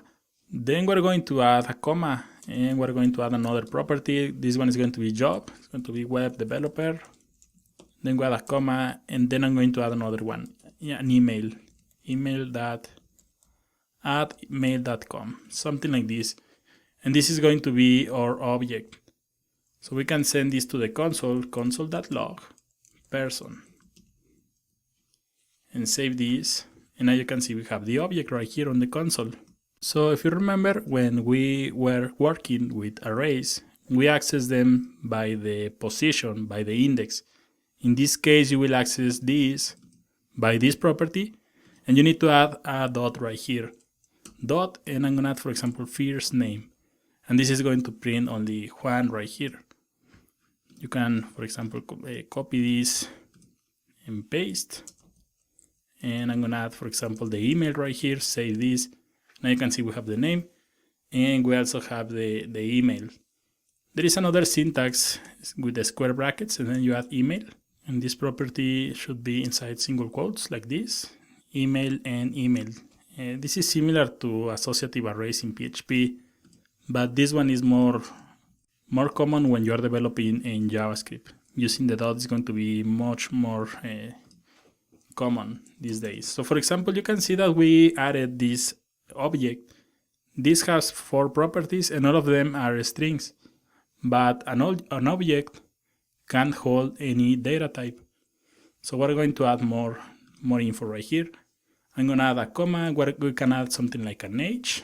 So for example, I'm going to add my age. Then we add a comma. You can add, for example, also an array, favorite music. An array, you can add something like trance, comma, rock, comma, grunge, comma, and then you add another property. So for example, you can have also an object inside another object, living, and we're going to open the curly braces here. So for example, my city is Guadalajara, and my country is Mexico. And right here, I'm going to add another one. So you can also add, for example, get age. You can also add functions. It's going to be a function. And this is going to return 31 like this. So let's access these values. You can see that we have first name. It's going to be right here. Let's access this age, for example. This one is different. And we're going to add age right here. You can see we have 31. We can also add this favorite music. And you can see we're going to have the array right here. And also this other object called living.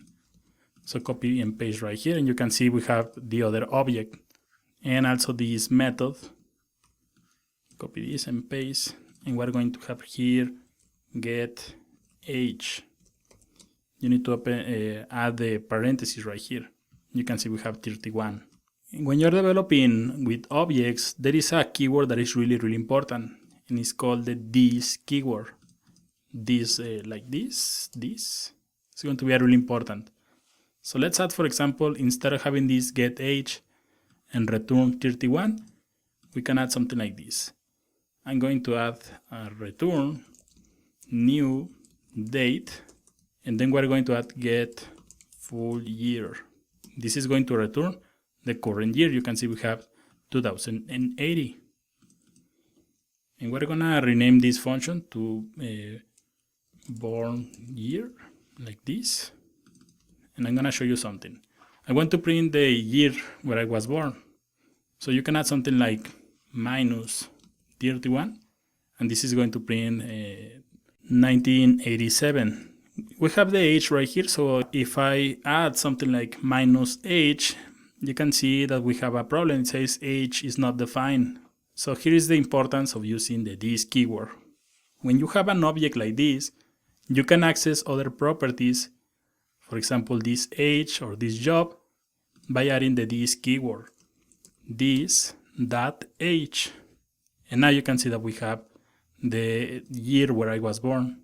So let's add another method. Normally a function is called a method when it's inside an object. So we're going to add a comma right here, and I'm going to add something like get job.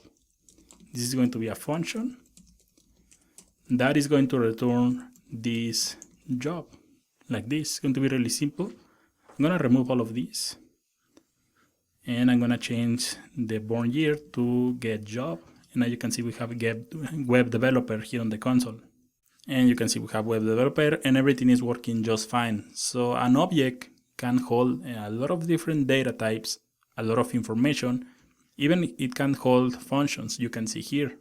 So they are a really important topic in JavaScript. So finally, let's review, for example, arrays and objects in one example. I'm going to remove everything from here. And we're going to create an array of objects. So we're going to add let cars. This is going to be an array. You can see we have the square brackets.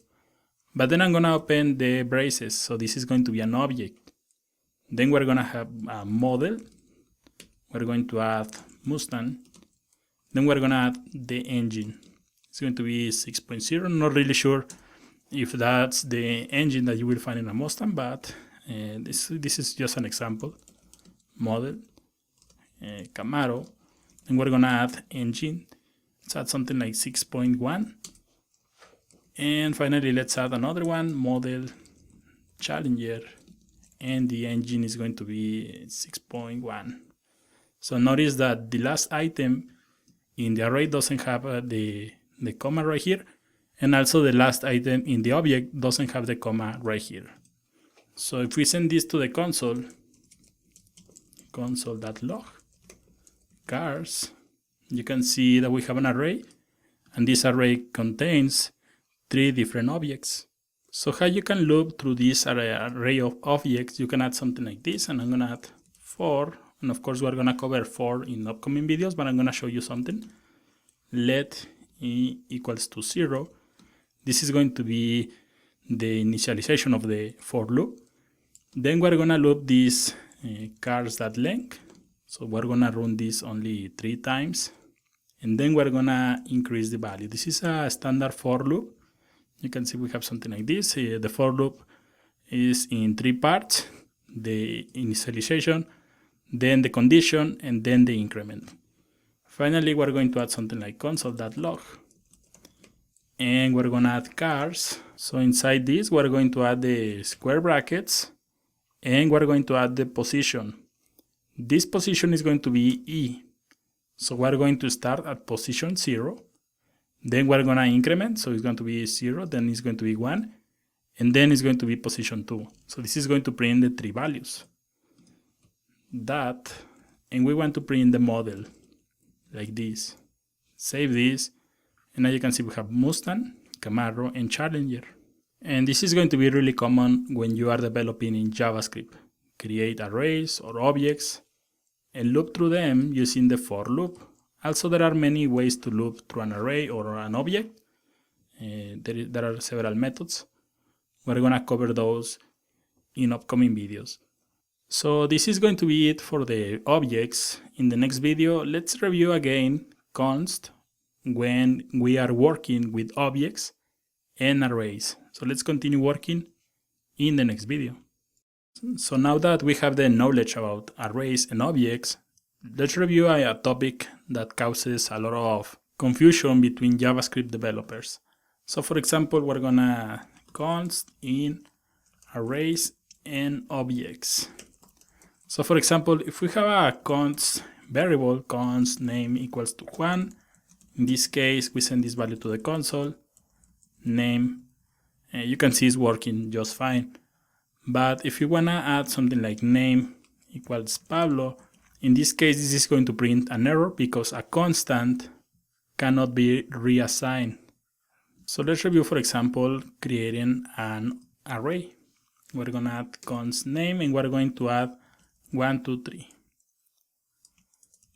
We're gonna add something like new array. Remove this and like that. So you can see that the array is working and is printed right there. So for example, there is a lot of confusion between developers because when you create an array using the const, a lot of developers think that this value cannot be changed, but you can change these values individually. So for example, if you add something like new array at the position 0, you can add something like new element in the array. An array like this. You can see that we have new element in the array. You can also add something like new array that push something new. And now you can see we have a new element in the array, and also we have something new. So when you have a const variable and you have an array, you can override the values, but you need to access them individually. What is forbidden, for example, is if you add something like this, new array equals to 9, 8, and 7. This is going to cause an error because you are assigning this whole array into the array, and you cannot do that. But if you access the values individually, of course you can override these values. If I remove this, I saw something really weird. Yeah, we have push right here. Push should be inside parentheses. That was my error. You can see now we have something like this. Open this, and I can see we have something new. But you can continue adding or removing elements in the arrays. You can pass, for example, all the methods that we saw previously when we were working with arrays.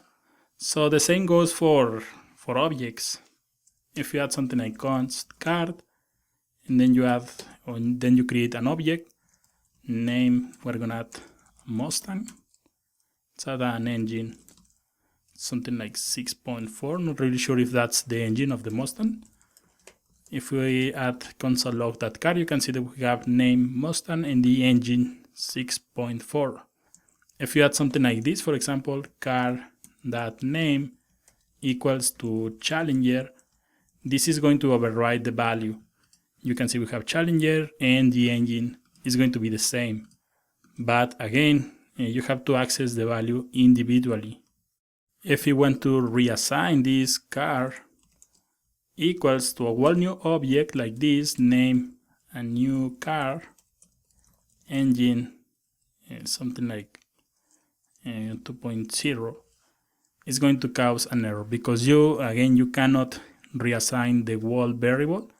You can only assign the values, but you have to access these properties again by their own, for example, the name or the engine. So that's going to be really important. So in the next video, let's see how you can create your own functions in JavaScript. So let's continue in the next video.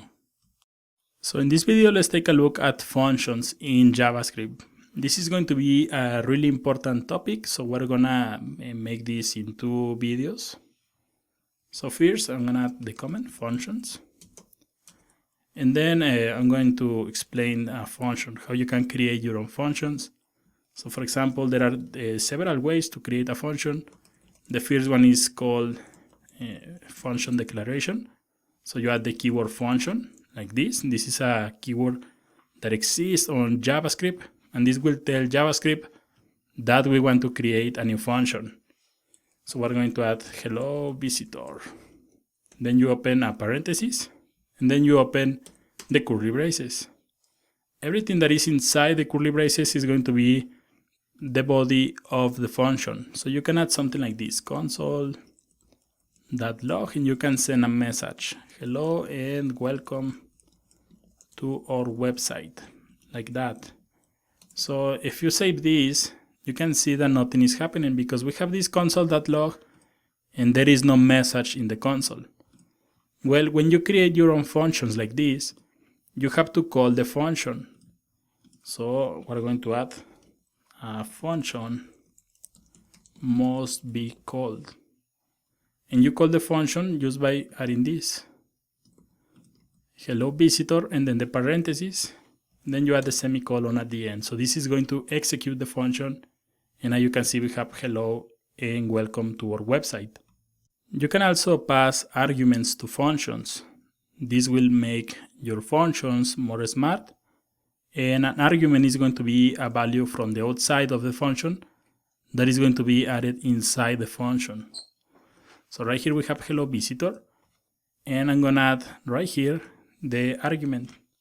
I'm gonna call this one, for example, name. And then right here we have hello visitor. I'm going to add my name, Juan. Then I'm gonna remove these single quotes because I'm gonna use the template string. So remember that you have to use the backtip. Backtip here and also right here. Then I'm gonna add hello right here, and I'm gonna add the $sign, open the curly braces, and then I'm going to add the name of the argument. So it's going to print the name Juan. It's going to be added inside the body of the function. So save this. Now you can see we have hello Juan and welcome to our website. So you can pass all the arguments that you need. So for example, I'm going to add my last name. And right here I'm going to add a comma. And this is going to be last name. This one is going to be the first name. So we add first name like this. Paste right here, and I'm gonna copy this and paste right here. Select this, paste right here, and change this last name to something like this. So we can save this, and now you can see we have hello Juan de la Torre and welcome to our website. So you can see that here we are passing 2 different arguments into the function. So let's say that we remove one of these. You can see that we are only sending 1, but our function expects 2. Save this, and now you can see we have hello Juan. Then we have undefined because this variable doesn't have any value. So you can fix this using something called the default parameter. And they are like this. So for example, here on the first name, I'm going to add equals. And I'm going to add something like single quotes. Last name, I'm going to add also equals, and I'm going to add single quotes. If I save this, you can see that we only have hello Juan, and we have the single quotes, but we don't have the error. Of course, you can add something here, for example, visitor, and you can, for example, remove this, and this is going to print visitor. You can also add, for example, the last name, my last name here, for example, and you can see we have Juan, and since we don't have the second parameter, it's going to print the default value, which is this one. And this is the new way to create default parameters, because if we remove these, let's remove everything. In the earliest version of JavaScript, the code should be something like this. If type of first name is equals to undefined, then we're going to add first name equals to Juan, something like that. And then I'm gonna copy this, copy, paste, and I'm gonna add the last name.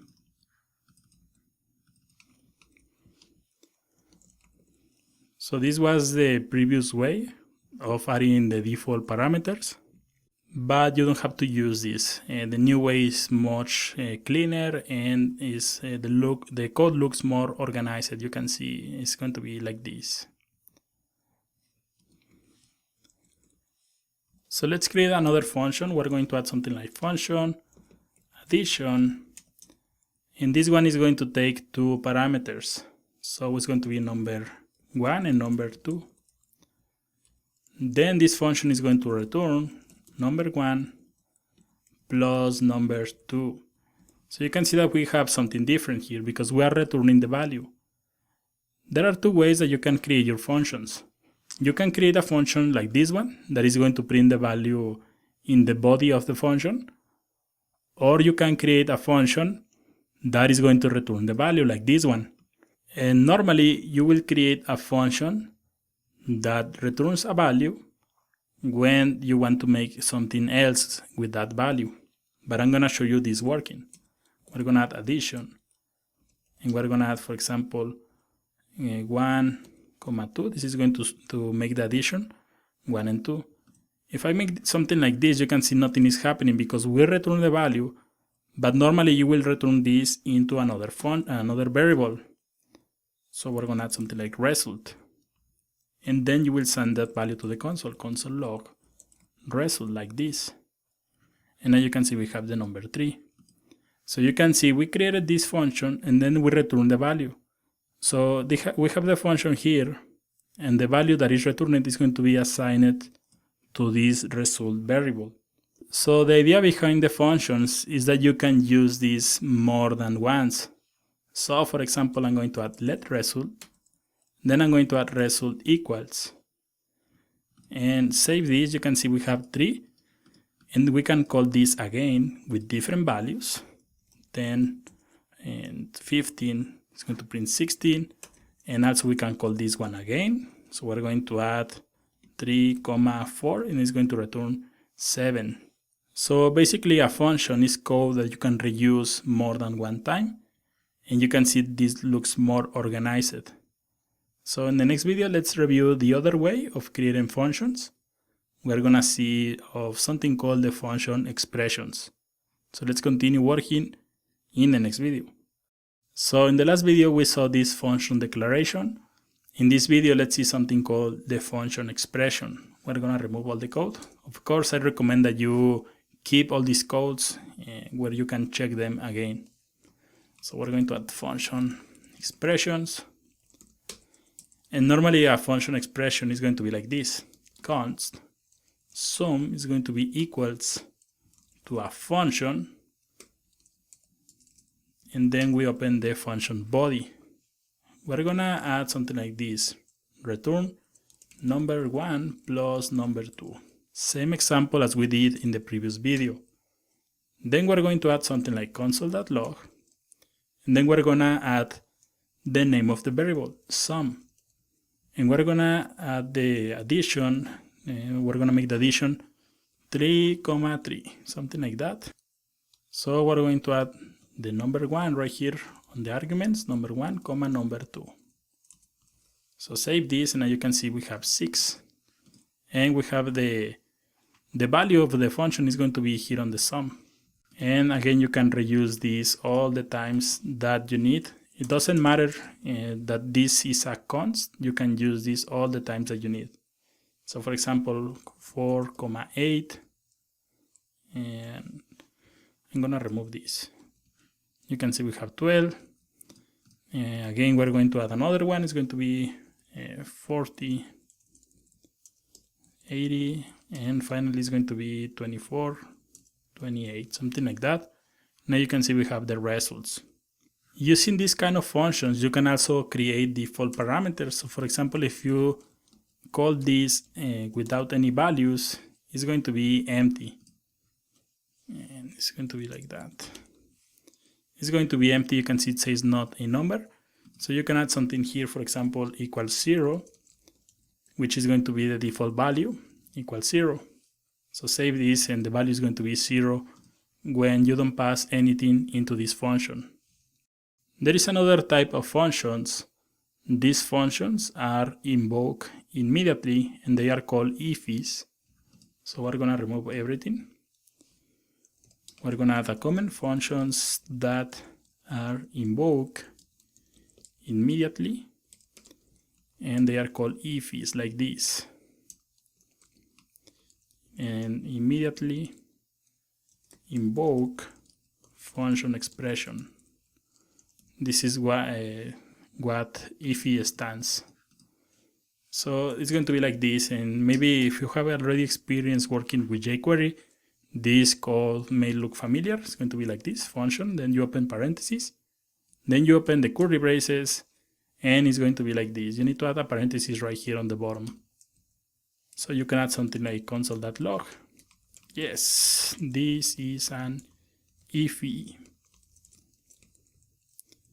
Like that. And you can see that we don't have to call this function. This is going to be executed right away once this file is read. So maybe you're asking how you can pass arguments to these functions. Well, that's why we have this parenthesis here on the bottom.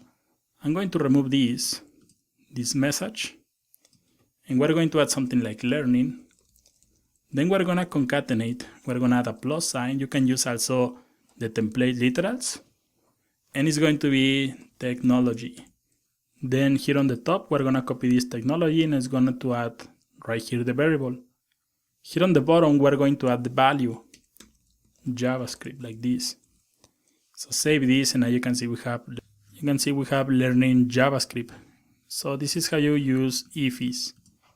There is another way that I'm going to show you. This is going to be the last one, and they are called the property methods.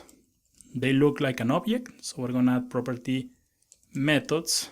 And remember, a function that is inside an object is called a method. So we're going to create something like const music player, and it's going to be equal. We're going to open the curly braces, so this is going to be an object. Then we have the property. It's going to be, for example, play. It's going to be a function.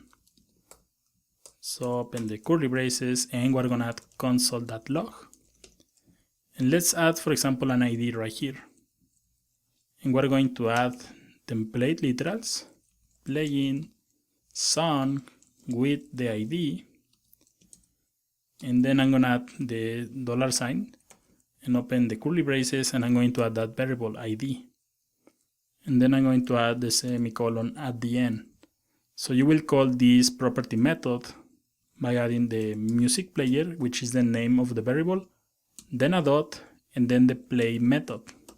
You can see that this is taking an ID as a song, so we're going to add something like 30, save this, and now you can see we have playing song with the ID and the number 30. So let's add another method. Right here I'm going to add another comma, And we're gonna call this one pause. We're gonna add a function. This doesn't take any parameters, and we're going to add console.log, and inside single quotes we're going to add pause. So here on the bottom I'm going to add music player, and we're gonna call this method pause. And now you can see we have playing, and then we have the pause. So you can add all the methods that you need right here. Also, something really important is that I'm going to add something here. Methods can be outside of the object. So you can create the methods outside like this. This name should be the same. So this name should match. And we're gonna add remove. It's going to be equals to function. We're gonna pass the ID, open the function body, and we're going to add console.log. Inside template literals, we're going to add removing or remove from the playlist ID, and we're gonna open the curly braces. We're gonna pass the ID right here. So we're gonna call this method by adding music player that remove, and maybe the song with ID 20. So you can see we have removed from my playlist the ID 20. So this is also how you can create functions using the property methods. So basically in JavaScript, you can create your own functions.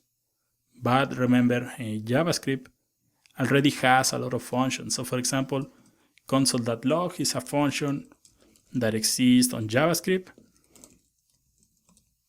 You can see we have something like that. And there is also alert is another function. The prompt is another function. We have the alert, and then we have the prompt. And also the confirm is another function. You can see that we have the same structure. We have the name of the function and also the parentheses. But most of the time you're gonna be creating the functions and also using the JavaScript functions like we did in this video. So in the next video, let's take a look at dates in JavaScript. I'm gonna show you all the methods, or the most important methods that you can pass to dates in JavaScript. In this video, let's start working with dates. Also, we're going to work with the methods available in dates. So we're gonna add dates, and dates in JavaScript are objects. So you have to create a new date. So we're gonna add something like this, const to date equals new date. So when you create a new date, by default, this is going to return the current date. So for example, I'm gonna send this value to the console log today, save this, and now you can see we have the date, the month, the number of the day, also the year, and the current time. Everything is going to be by default when you create a new date in JavaScript. You can also pass, for example, const birthday is going to be equals to new date. And you can pass, for example, the same order that we have here, the month, the day, and the year. So my birthday is on January 5, and I was born in 1987. And we're gonna send this value to the console. So you can start also the day like this, save this, and now you can see that January 5 in the year 1987 was on Monday. This is going to be returned by the date. So there are two ways. You can create the current date, or also you can give the initial value, and it's going to create the date from these values. So let's remove this. And I'm gonna create also a new variable. We're gonna call we're gonna call this one output, and we're gonna print this into the console. So for example, there is another way that you can use. If you remember, we added birthday like this, new date, and we added January 5 in 1987. It's going to be like this. We're gonna add output equals to birthday, and now you can see we have the date. There is another way, and I'm gonna add a comment right here that says month, day, and year. There is another way, and I'm gonna add something like birthday equals to new date again, And in this case, we're gonna use 1, which is the month, the date, and the year. This is also another way that you can create a date in JavaScript when you give an initial value. Of course, if you don't pass anything, it's going to create the current date. So I'm gonna remove the spaces and I'm gonna comment these lines. So let's see the methods that you have, methods in dates, when you are working in JavaScript. So we're gonna create the output. You can see we have this today. If we save this, you can see this is the current date. But for example, you can add something like dot get month, and this is going to return the current month. It's going to print the month based, for example, in an array where the first month is actually the number 0. Let's review another one. We're gonna add output equals to date. Get date, this is going to be another method. You can see we have 23, this is the current day of the month, equals, and there is another one called get day. This is going to print the day of the week, second day of the week. This is also going to start from zeros, being, for example, Sunday is going to be 0, Monday is going to be 1, and so on. So we're gonna add another one, output equals to date, and we're gonna add, for example, get full year. Get full year is going to return the current year, 2080. We're gonna add today, we're gonna add another one, we're gonna add get minutes, and this is going to return the current minutes. We have also output today, get hours. This is going to print the hours in a 20-hour daytime. So we're gonna add also output equals to date, a dot. And for example, if you remember, we added get full year. This is going to print 2080. We have these get methods, but we also have available set methods. So for example, if you add something like output equals to date, set full year to 2000, and then you add output equals to date, today get full year. And I'm gonna remove this. Like this is going to print the year 2000. Because the same way that you have get to retrieve the value, you have set with the same name to change the actual value. So for example, if I add something like output equals today, and we add something like get month, this is going to print 0. But if we add something like today, set month to 10, this is going to change the current month. So you can see we have something like this, and we can change this from output to today, and now you can see we have November 23 and the year 2000. So basically this is the basics of dates, and you can see how you can create the current date. Also, you can create a date giving an initial date with 2 different methods, and we saw how you can retrieve the values. All these values can be accessed individually, and also you can change those values also individually using get or set methods. So in the next video, let's start working with control structures. We're gonna see if statements, and also else, and finally else if. So let's continue working in the next video. So let's review the control structures in JavaScript. A control structure will tell JavaScript the flow where this program should be executed. It's like the steps or the path that this program must follow. So first we're gonna take a look at the if operator.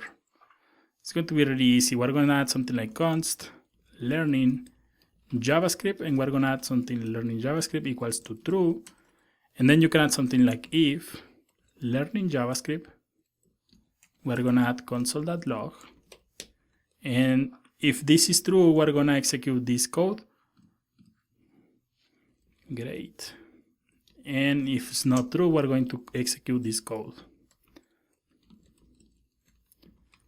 JavaScript is great.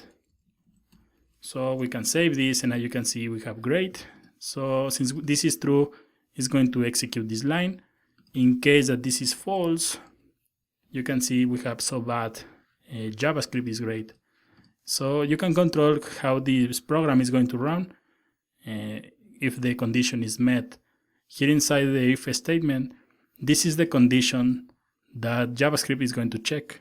So for example, you can use the comparison operators. Let's remove everything from here. And I'm going to add const score equals to 100. We're going to check for equal. If the current score is equal to 100, we're going to print console.log.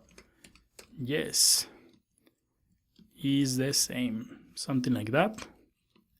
Else console.log. No, it's not the same. So you can see here we're using the comparison operators that we saw in the previous videos. And we're running these pieces of code based on these conditions. So you can see, yes, it's the same. If we change this to 200 like this, you can see we have no, it's not the same. So when you have an if statement, this is going to be executed if this condition is met. In the other hand, this is going to be executed. So in an if statement, only one of these is going to be executed, but not the two are not going to be executed when you have this in an if statement. So here we have equal. We're going to comment this line, and we're going to take a look at not equal. We already saw this, but we're going to add this in an if statement. If we add score not equal to 100, then this is going to be executed. Yes, different. And then we're going to add an else statement. This is going to be console.log. No, not different. So something like this, and you can see we have, yes, they are different. If we add something like 100 right here, we're going to print the other value. No, they are not different, because we're checking if the condition, or in the condition, we're checking if this is not equal. So if you remember, we have the strict comparison operator, which consists in 3 equal signs. So let's add something like this. We're going to add 100 like this, and we're going to add, I'm going to comment this. Strict comparison operator. And we're going to add something like this. Score equals, and we're going to add 100 in single quotes. Console log. Yes, they are different. I'm going to escape the quote right here. They are different. Like this. And they are the same. Else right here. Console.log. No, they are different. Also, I'm going to escape this. They are different. Something like this. So save this. And now you can see we have not, they are different, because again, the strict comparison operator is going to check the value, which is 100 in both of these, but also is going to check the data type. In this case, this one is a number, and this one is a string. So this is going to print something like this. If you add only 2 equal signs, it's going to check, yes, they are the same, because this is going to check only for the value, which in both cases is 100. So I recommend that you always check with the strict comparison operator. That's my recommendation. So the same as we have the strict comparison operator for equals, we have this for not equal. It's going to be like this. So save this, and you can see we have, yes, they are the, well, this is not they are the same. Yes, they are different. Here on the bottom, this is going to be, yes, they are the same. We're going to swap these lines, and you can see we have, yes, they are different. If we remove these quotes and we make this the same, you can see we have, no, they are the same, because they are not different. So I'm going to remove everything from here. To continue adding more examples, we're going to check, for example, check if a variable has a value. So we're going to add a score of 1000, and we're going to add score. And we're going to check if there is a score. We're going to add console.log. We're going to use template literals. Yes, and the score is, and we're going to add the $sign curly braces, and we're gonna pass that score into this console.log. Else we're gonna add console.log, no score. So save this, and now you can see we have yes, and the score is 1000. If we remove this, and since this is a const, this is going to, well, it needs to requires a initial value, we're gonna change this to let. Save this, and now you can see we have no score. So using this if score, this is going to check if this variable has a value. There is another way that you can use. For example, if you can add if type of score is not undefined, it's going to be like this. You can see we have no score. So this is also another way. If the score is not undefined, because if you send this to the console.log type of score, you can see that this is actually undefined because this variable exists, but it doesn't have any value given. So let's review another, I'm gonna remove this, another comparison operator. So for example, we're gonna add something like let. Cash, we're going to add 500. Let, and we're gonna add car total is going to be equals to 300, something like this. Then we're gonna add an if statement. If the cash is greater than the car total, that means that we can pay. So we're gonna add console.log successful payment. Else we're gonna add something like console.log, and we're gonna add insufficient funds. So save this, and you can see we have successful payment. So this is going to check if the cash, this variable number, is bigger than this car total, then it's going to execute this line, successful payment. In the case that we have 600 in the car total, that number is greater than the cash, and you can see that this condition is not met, so it's going to fall in the else statement, and it's going to print insufficient funds. You can also change the direction of this. You can add something like this, and in this case you can see that the cash is lower than the car total. You need to swap this in order to make this sense. You can see if the cash is less than the car total, we have insufficient funds. So for example, let's add 600 in both cases. You can see that we have successful payment. The cash lower than the car total, you can see that this condition is not met because they are the same. So basically this is falling over here. In this case, we can also return this like this to make this sense. And you can see we have insufficient funds. But for example, you can see we have 600 and 600, so we can make the payment. You can add something here like equals.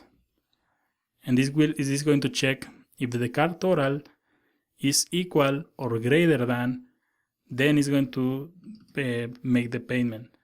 Also, if you want to make something like this, you can add in the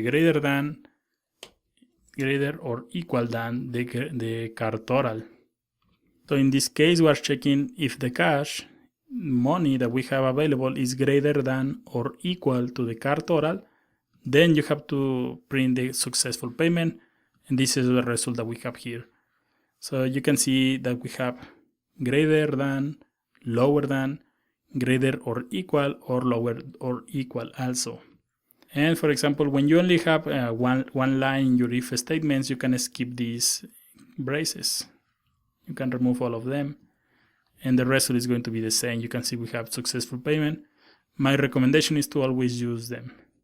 This is going to make your code more cleaner, more organized, and I think it's a good habit to add the curly braces always when you have the if statements. But of course, that's a personal preference. So in the next video, we're going to introduce the use of the else if. Currently we have if, and this is going to check one condition. We can add something called the else if, which is going to check the if for one condition, or the else if is going to check for another condition. And then if both conditions are not met, it's going to fall on the else statement. So let's review that in the next video. So let's review the usage of the else if statement. So for example, we're gonna remove this and we're gonna add else if right here. So I'm gonna add let current time and we're gonna add something like 10. We're gonna add if the current time is lower or equal than 10 hours. We're gonna add console.log good morning. Then we're gonna add else if. So this is going to check for a different condition than the first one. It's going to be like this. And we're gonna add current time is lower or equal to 80. We're gonna add console.log and we're gonna add good afternoon. And finally, if both conditions are not met, this one or this one, we're gonna fall into the else statement, which is going to be good night, like this. So you can see we have the 10 a.m., for example, 10 hours of the day. So this is going to print good morning. So save this and you can see we have good morning and it's printing the value just fine. So for example, this condition is being met and it's going to run this code. So let's add something like 15. Save this and now you can see we have good afternoon because this condition is not met, but this one is met and it's going to print good afternoon. So let's add something like 20 and now you can see we have good night. Both of these conditions are not met, but this one, the else statement, is going to be executed. So let's review what happens if we add something like 28, something like that. It's going to print good night, and we all know that there are no 28 hours in the day. So right here, you can copy this, paste, and we're going to have 3 conditions. This one, and this one. And we're going to add 24 right here.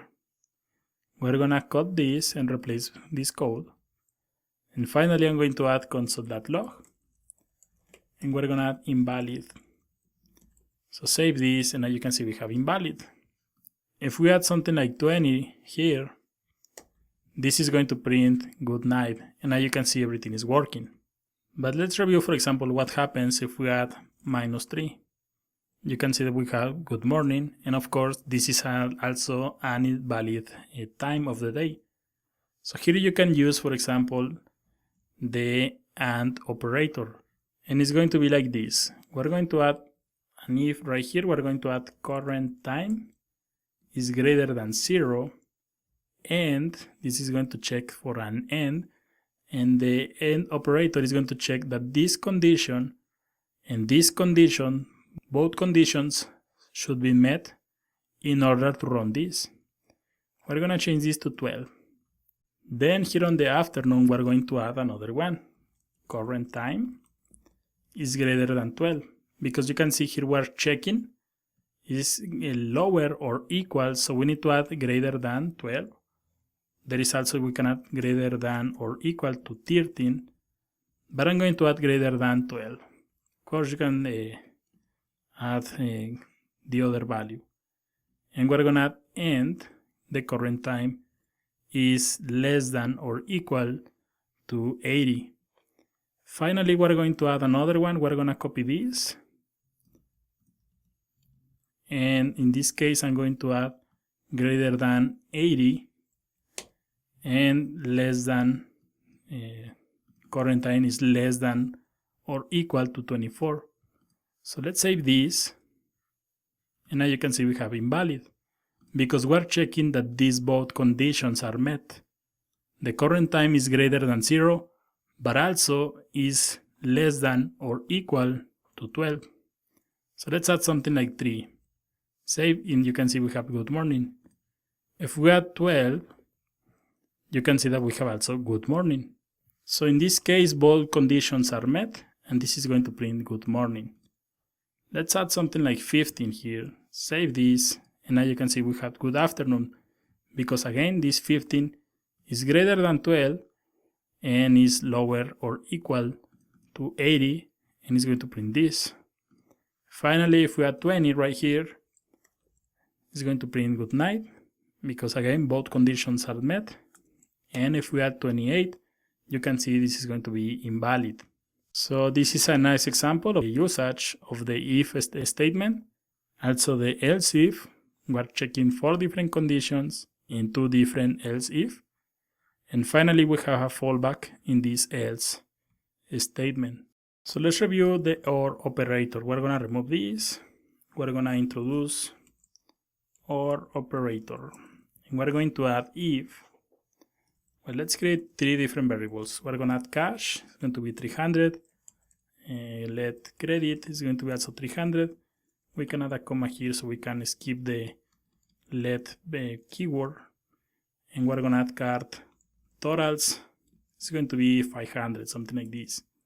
So we're going to add if card totals is less than the cash that we have available, and OR statement, we're going to add OR operator right here. Card totals is less than the credit. So that means that we can pay. Console.log. You can pay with cash or credit. Else, we're going to add console.log, and we're going to print insufficient funds. So the OR operator is going to check at least for one of these conditions. This one or this one. If one of these is met, it's going to run this.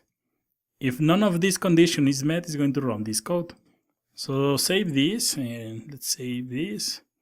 You can see we have insufficient funds because the card totals are greater than the cash, and also the card totals are greater than the credit. So none of these conditions are being met. But if we add something like 800 here, you can see you can pay with cash or credit. This condition is not met, but this one does. So the OR statement is going to check only for one condition. And you can see that this condition is met, and this is going to run this code. So let's create a more advanced example. We're going to add an else if right here. Else if, and we're going to create a new variable called available. If the available is greater than or equal to the card totals, then we're going to add console.log pay with both. And in the case that it doesn't, we don't have the funds, it's going to print insufficient funds. So we need to create this available variable. We're going to add a comma, and available is going to be equals to cash plus the credit.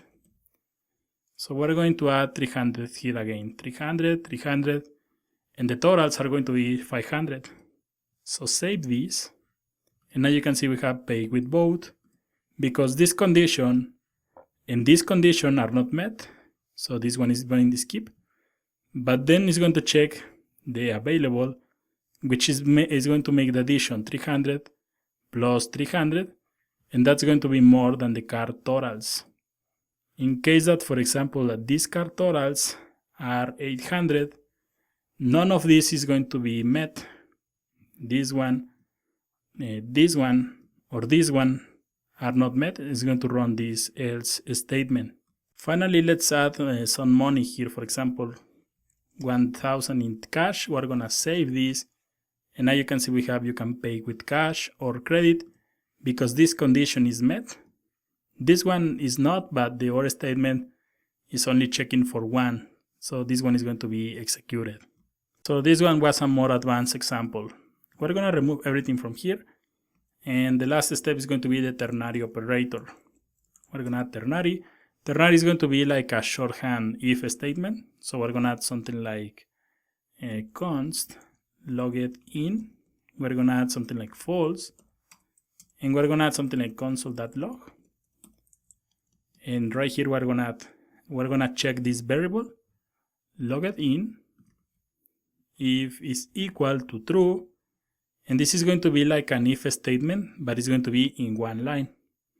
So we're going to add the question mark. And here we're going to add the user is logged in.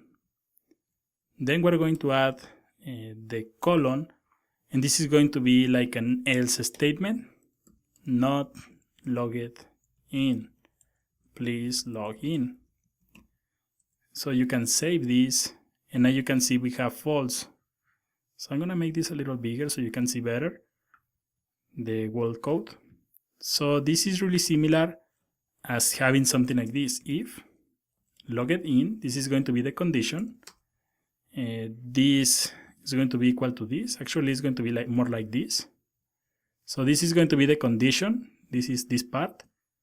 Then this question mark, this part is going to be the code right here. And then the code after the colon is going to be this. But this is called the ternary operator, and you can see that the syntax is a little different, but it's the same as this if statement. Also has the advantage that all the code is in one line. So you can save this. You can see we have not logged in. Please log in. And if we change this variable to true, it's going to print the user is logged in. So in the next video, we're gonna take a look at switches. They are like an if statement, but they will offer a more consistent way, a more organized way. So we're gonna take a look at those in the next video. So in this video, we're gonna check the switch statement. The switch statement will evaluate an expression. It will check for a case and execute the statement that is going to be associated with that case. So we're going to add something like this. We're going to add a comment, switch. And it's going to be like this. We're going to add, for example, a variable right here, const payment method, and we're going to add something like cash. So then we're going to start our switch statement. Switch. Then we open the parentheses, and this is going to be the expression that we are going to evaluate. Then we open the curly braces, and this is going to be the body of the switch statement. So right here we want to evaluate this payment method.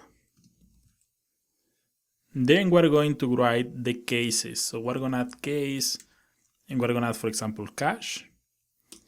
And we're going to add the statement that is going to be associated. For example, when the expression that we are evaluating is cash, is going to execute this code. Console.log. And I'm going to add the template literal. We're going to add your payment method is, and I'm going to add the $sign, curly braces, and we're going to select the payment method right here. The switch statement also requires a break. So we're going to create another cases right here. We're going to add another one. Let's add another one. So for example, the second one is going to be a check. So check. We're going to add your payment method is. And right after this, I'm going to add, we will verify the funds, something like that. Then we're going to add the card is going to be another case that we want to evaluate. So it's going to be your payment method is, and we're going to add right here, processing, something like that. So we're going to save this, and now you can see that we have your payment method is cash. We're going to change this. We're going to add, for example, card. And now you can see we have your payment method is card, and we have processing. And also we have check. So we're going to check right here. So you can see we have your payment method is check, and we will verify the funds. So maybe you add something here, for example, nothing. And you can see that we are not printing anything. So in the switch statement, you will have something called the default. We're going to add default, and we're going to send this value to the console. Please select a valid payment method. And this will also require a break. So break like this, and now you can see we have please select a valid payment method. So you can see that this looks more cleaner than the if statement, but switches are not really common in JavaScript. Actually, not really common in any programming language. but I think I like the syntax of the switch. For me, they look more cleaner than if statements, but obviously the if statements are more common. So this is the switch statement. We're gonna remove everything from here. We're gonna create another example. Here we're going to assign a variable from the switch case. So we're going to add something like this, and we're gonna add cons is going to be equals to cars, the same array with cars that we have added before, Camaro, Mustang, and Challenger. We're gonna add something like this. Then we're gonna add, for example, let car, and we're gonna print the card based on the selection of the switch statement or the value. So we're gonna create a new variable called, for example, const select. It's going to be equals to 2 at the moment. We have an array, so this one is going to be 0, this one is going to be 1, and this one is going to be number 2. So we're gonna evaluate this select, and then we're gonna write the cases. We're gonna add case 0. In this case, it's going to be car. The variable car is going to be equal to cars at position 0. Then we are going to add the break. So we're gonna add 2 more lines, 2 more copies of this, like this. Then the case is going to be 1 right here, 1 right here, 2, 2 here, and 2. So finally, we're gonna append this value into the car variable. So it's going to be available right here. So we're going to add console.log, and your selected car is, we're gonna add $, curly braces, and the variable car. So you can see we have selected number 2, so it's going to add the car that is on the index 2 from the array. It's going to be added into the variable called car. So save this, and now you can see we have your selected car is a Challenger.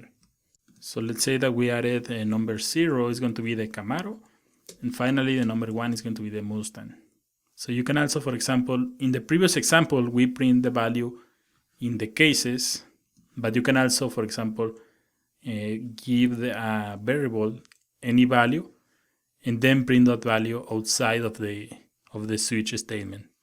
Those are the most common scenarios that you will face when you are working with switch statements. So in the next video, let's continue working. We're gonna take a look at for loops. In this video, we're gonna start working with the for loop. The for loop is used to run a code or an statement until a condition is met. So we're gonna add right here for loops. We're gonna add for and the parentheses and then the curly braces. So here inside the parentheses, the for loop will consist on 3 parts. So we're gonna add, for example, the first one is going to be the initial value. We're gonna add let e equals 0. Normally you will find this as this. Normally a for loop is going to start at 0, and normally you will find this variable also, which is called the index. So then we're going to add a minus 10. This is going to be called the condition. So this for loop is going to run until this a is less than 10. And the third part is going to be the increment. So each time this code is running, this value is going to be incremented by 1. So we're going to add console.log, and we're going to add template literals. We're going to add number, and right here I'm going to add the $, open and close the curly braces, and we're going to print this index. So save this, and now you can see we have number 0, number 1, and it's running until number 9. So let's review the code again. So you can see where the initial value is going to be 0. You can see we have number 0 right here. This is the beginning of the for loop. Then we have the condition. So this is going to run until the I is less than 10. So for example, you can see we have number 0, so it's going to execute this code. Then it's going to increment by 1. So in the next iteration, let is going to be equal to 1. it's going to evaluate right here, and it's going to say, well, 1 is less than 10, of course, and it's going to create another iteration, and it's going to run until it's 9. Once the for loop or the index is the value is 10, it's going to evaluate right here again, and it's going to be is 10 less than 10, and this is going to evaluate as false, and the for loop is going to be stopped from running. If you want to print the number 10 here, here on the condition, we can add something like I minus 10. We can add something like I minus or equal to 10, and this is going to run until the number 10 is right here. So you can see that this code is running 11 times until this condition is met, and that's where for loops are really helpful. So for example, let's read a value in the for loop, and we're gonna comment these lines. We're gonna add again 4, and we're gonna add let I equal 0, I minus 10, and then we're gonna increment. Always we're gonna increment by 1 when you have a for loop, is recommended. Then we're gonna add the following. We're gonna check, for example, if the increment is equals to 2, or the index, we're gonna print something like this, console.log. Yes, 2, something like that. And we're going to add, for example, right here, console.log, and we're gonna print this. So copy this and paste. So it's going to be like this. We're gonna check when we have I equals 2, and it's going to print this message. So save this. Now you can see we have number 0, number 9, and when this index is 2, it's printing yes 2, and then you can see it continues printing the number 2. If you wanna remove this number 2, you can add here the keyword continue. Save this, and now you can see we have number 0, number 1, and the number 2 is yes, and then we have 2, and this doesn't print the number 2 because we added continue. And continue is going to stop this from running, and it's going to loop again, so it's going to prevent that the number 2 is being printed. You can also break the for loop, so we're gonna copy this and paste because it's really similar. So we're gonna make a copy, we're gonna comment these lines, and instead of having continue, we're gonna have break right here. The rest is going to be the same. So when we are in the number 2, this is going to break the for loop. So save this. Now you can see we have number 0, number 1, and when the index is equal to 2, it will print the yes 2, and it's going to break the for loop. It won't complete the condition because this break is going to stop from running everything.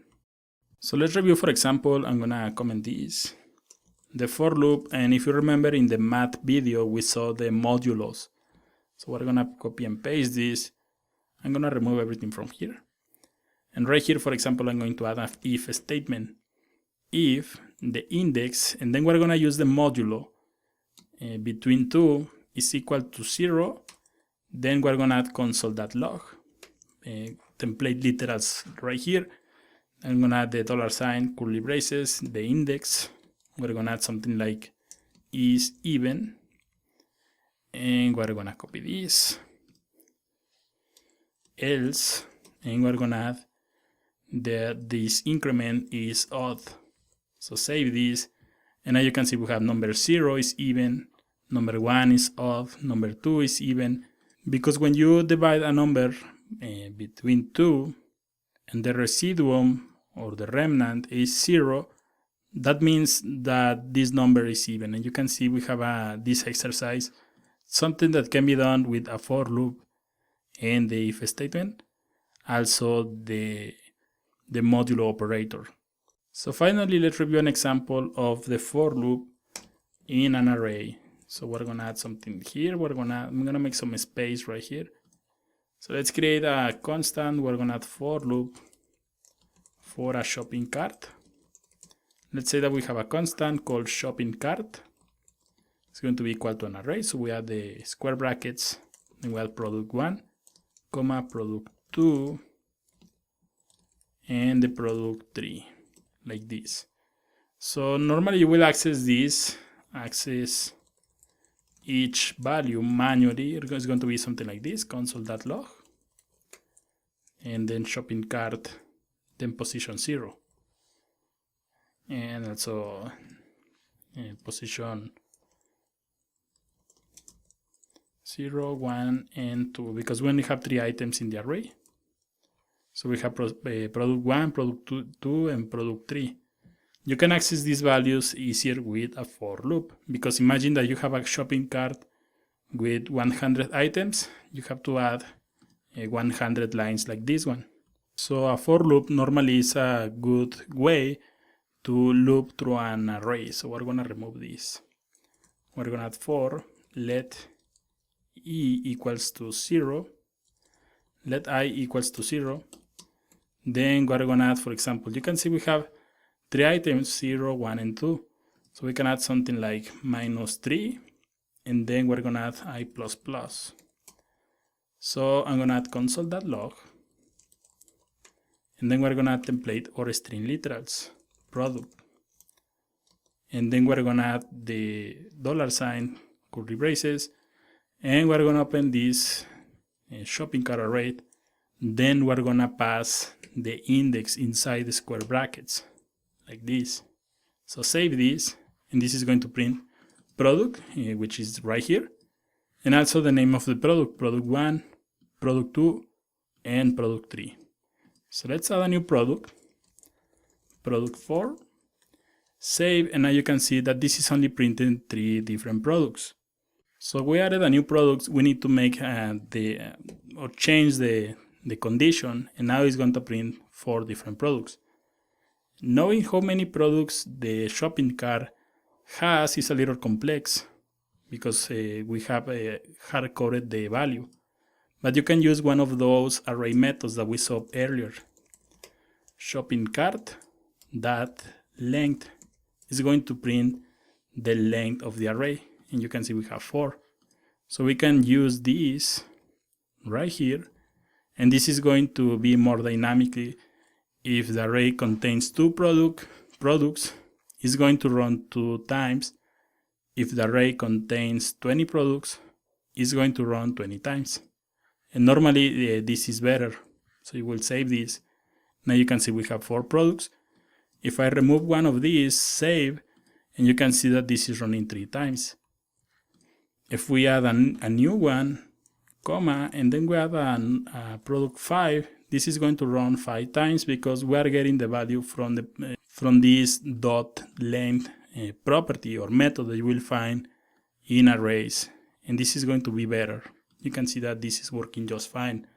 So normally the for loop, I use the for loop with arrays, but there are other loops that you will find. In the next video, we're gonna take a look at the while and the do while loops that you will find in JavaScript also. In this video, we're gonna start working with while and do while loops. The for loop and the while loop are almost the same. The syntax is different, but they behave exactly the same. So we're gonna start with while loops.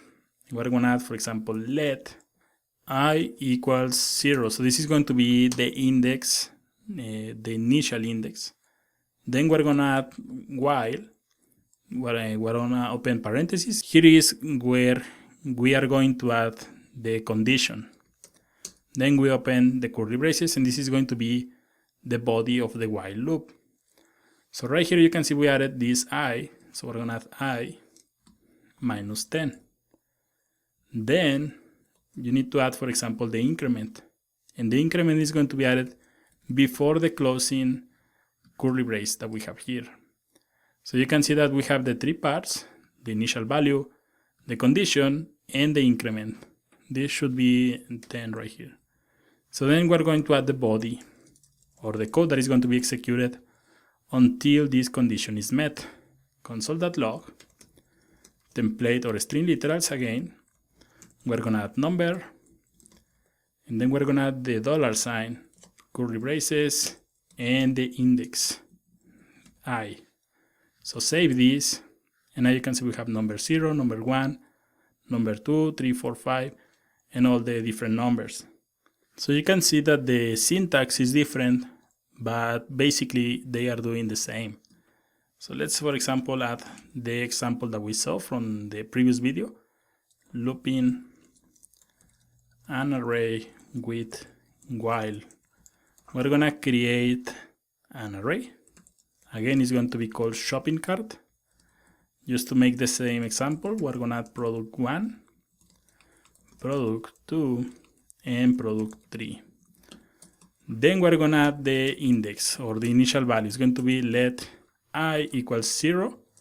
Then we're gonna add while, parentheses, and the body of the while loop. We're gonna add I minus, and again we're gonna use shopping cart.length. So this is going to print 3, and this is going to run only 3 times. Then it's really important to add the increment, otherwise it will cause you some errors. So then I'm gonna add console.log. We're gonna add product, and we're gonna add the $, then the curly braces, and we're gonna add shopping cart, and we need to print these array positions. We're gonna add inside the square brackets, we're gonna add the I variable. So we're gonna save this, and you can see we have product 1, product 2, and product 3. So we can copy this, make a comment right here, and add a new product. You can see now this is going to run 4 different times. So feel free to use the for loop or while loop, wherever you feel comfortable. So let's remove this. We're gonna use in this video, let's continue working. We're gonna take a look at do-while loops. The main difference between a while and do-while loops is that the do-while loop will run at least 1 time. It doesn't really matter if the condition is met or not. It will run at least 1 time. So we're gonna see this in action. We're gonna create the initial value, then we're gonna open the curly braces, and right after this closing curly brace, I'm going to add while. Here is where you write the condition. So we're gonna add index minus 10. So this is going to run at least 10 different times. Right here, I'm going to add the increment. And before the increment, we need to add the code that is going to be executed. Number, and we're gonna add the variable and the index, something like this. So save this. Now you can see we have number 0, number 1, and we have all the numbers through number 9. So the main difference between the do-while loop and the while loop and for loop is that this is going to run at least 1 time. So for example, if I add something like 5,000 here, save, you can see we have number 5,000 because it's going to print this value, then it's going to increment, and then it's going to check the value. But at this point, this value, at least 1, has been printed, and you can see we have 5,000 right here. If we add something like this, for let e equals 5,000, I minus 10, I plus plus, and we send this value to the console. I'm gonna copy this. It's going to be the same. Save, and you can see that this is not printed. The 5,000 is from this one. We can remove this, and you can see that it doesn't print anything, because again, the do-while loop is going to execute at least once, while the for loop is going to check the condition first, and then it's going to print anything. So in the next video, we're gonna continue working with these loops. We're gonna see other ones, the for loop, another option, the for each loop, another one called the map. So see you in the next video. So in this video, we're gonna see other techniques to loop through an array. So first, we're gonna start with the for loop. We already saw this one. So let's create an array. To do, it's going to be, for example, homework, comma, food, comma, and we're gonna add also a project. It's going to be a to-do list learn JavaScript. Then we're going to add the for loop. Let I equals to 0. Then we're gonna add I minus to do that length. So it's going to loop 4 times because the length of the array is 4. Then we're going to add the index. Then we're gonna add console.log, and we're gonna add to do, and we're gonna add the position, which is going to be I. So save this, and you can see we have homework, food, project, and learn JavaScript.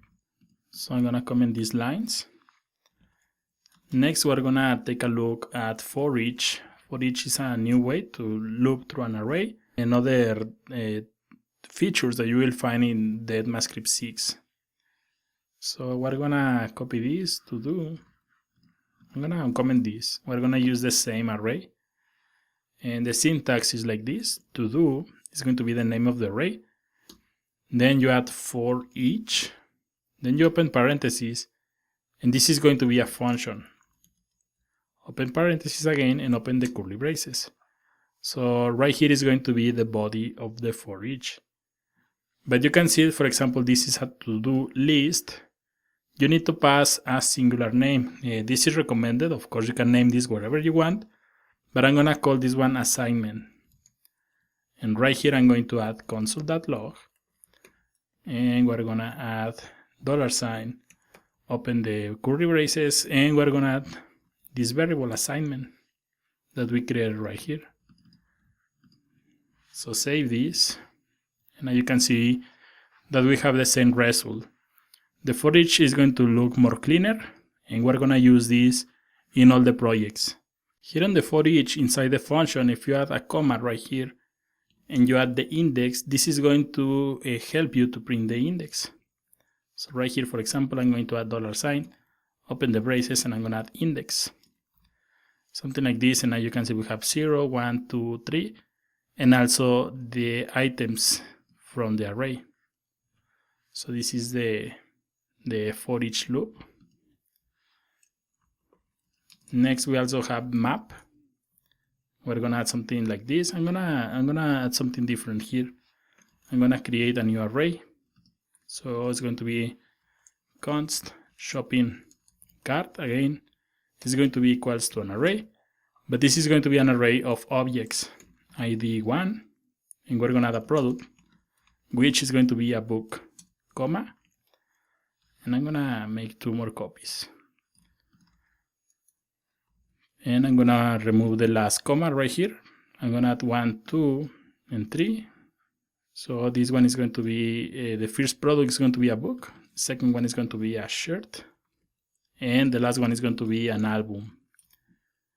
And something like that. So we're gonna add the map, and it's going to be like this. Const product name is going to be equal to the array shopping cart in this case. Then we're gonna use a dot map, and we're gonna execute a function. And this is going to return the key that we have here that is called product. But first, for example, you can see we have shopping cart, so we need to pass this right here. And also we're gonna return the shopping cart dot product. Actually, let's rename this. I'm gonna name this, for example, product name. Yeah, product name like this, I think is better. And this one, these names should match. And also, for example, you can see we have a dot product, a dot because this is an object, and we want to access this product property. So everything is going to be added into the product name variable. So we can add something like console.log product name, and this is going to extract the product name for the 3 items in the shopping cart. So save, and you can see we have a book, a shirt, and an album. In ECMAscript 6, you will find also something called the iterators. There is a whole video about iterators, but we're gonna make a small example, iterators in ECMAscript 6. We're gonna create a new object my car is going to be equals to the curly braces. This is going to be an object. Let's add something like model. We're going to add a Camaro. Again, the engine is going to be 6.0, comma, the year. This is a classic Camaro. And finally, the make is going to be a Chevy. So we're going to add the iterator, and this is going to be more simpler than the for loop that we have right here. So this is something new. We're going to add for, and here you add let key in my car, something like this. Then you're going to add console.log, open the parentheses, template or string literal, and right here I'm going to add the $sign, open the braces, and right here I'm going to add the variable my car, and I'm going to add the square brackets, and then I'm going to pass this key like this. So save this, and now you can see we have Camaro, then the engine, which is 6, the year, and the make. So this is going to print the values from the object. If you want to print the keys, you can add here $sign, and I'm going to add the curly braces, $sign right here, and we're going to add this as key. I'm going to add this to separate this, so we're going to save, and now you can see we have access also to the keys, model, engine, the year, and the make, and also the values. So these are iterators. They are available in ECMAscript 6. And you can see that we also have the map, we also have for each, and the for loop. You can use all of these to loop into objects or arrays. So in the next video, let's continue working. We're almost done with the fundamentals. Then we're going to start moving into the window object and the DOM. So in the next video, we're going to take a look at the window object. So in this video, we're going to see what is the try catch. This is going to be something important. I'm going to show you what is the try catch with an example. I think it's going to be easier. So for example, let's say that you have a JavaScript code. Let's say that we have a function that is called getClients. And we add in the console.log, something like downloading. This is going to download the list of clients. Then we're going to add a set timeout. Let's add something like this. We're going to add a function. This function is going to be executed, for example, after 3 seconds, something like this. So we're going to add console.log, and we're going to add complete.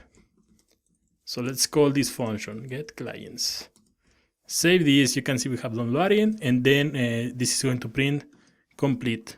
Something that is really common in JavaScript is that, for example, if you try to call a function that doesn't exist, so for example, something, save this, you can see that this is going to print an error because it says something is not defined, this function is not defined. But if you have a problem like this one, you have an error in your syntax like this is going to stop the execution of this program. And this function is not going to work. So for example, let's say that you have a function like this.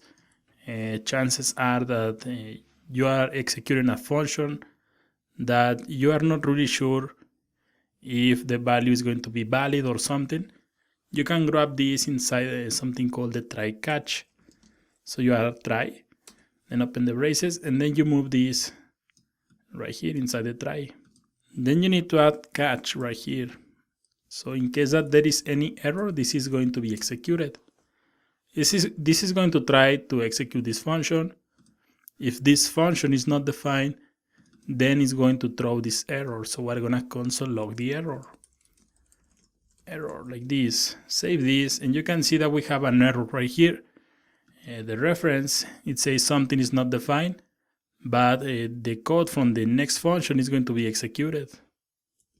And we have try, we have catch, and we have another one that is called the finally. Finally is going to be executed always. Execute always, no matter what. So save this. You can see that we have execute always, no matter what, because we have this something is not defined. Then it's going to execute downloading and complete. So one of the advantages of using the try catch is that it's not going to stop running the code, the program. The other functions are going to continue working. So let's say that instead of having something, we have get clients. You can see that this execute always, no matter what, is right here. Save this, and you can see that it's going to work if the function is defined, or if the function is not defined. This is going to be executed always. So there is a try catch, for example, if you already have experience with other languages, such as Java or PHP, they also provide a try catch. Normally I use the try catch in PHP, for example, when I'm querying the database. And for example, in the case that the server where the database is hosted fails or something, the code of the entire application is going to continue working. So normally I recommend that you grab code like that in the try catch. Don't add into the try catch, for example, a function that is going to add a simple class or change any text or something. Try to add only special functions into the try catch, functions that in case that it fails working, doesn't stop the complete program. So let's start working with the window object. The window object is going to be this window, this browser that we have here, but it contains several methods and functions that we can use. So for example, if you type window here and you hit enter, you will find this, or this is going to print this. I'm gonna expand this, and you can see, for example, we have the alert, and you can see we have an F. So this is a function that is attached to the window object. So we have alert here on the bottom. For example, we have also the close, we have also confirm, some other functions that we already saw in the previous videos. We also have fetch. You have the document right here. This is going to print other information about the HTML in your website. So we have a lot of information here. So I'm gonna collapse this. So for example, we already saw the console.log function. The console.log is also a part of the window object. And when you type console.log or alert or other functions similar, you don't have to add window.console.log because they are part of the window object.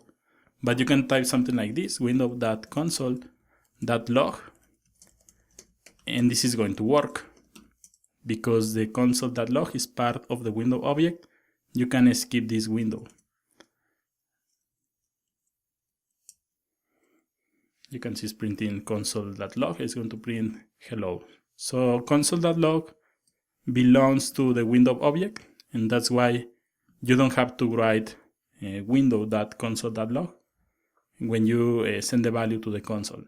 I'm gonna clean this, and I'm gonna type window again, window.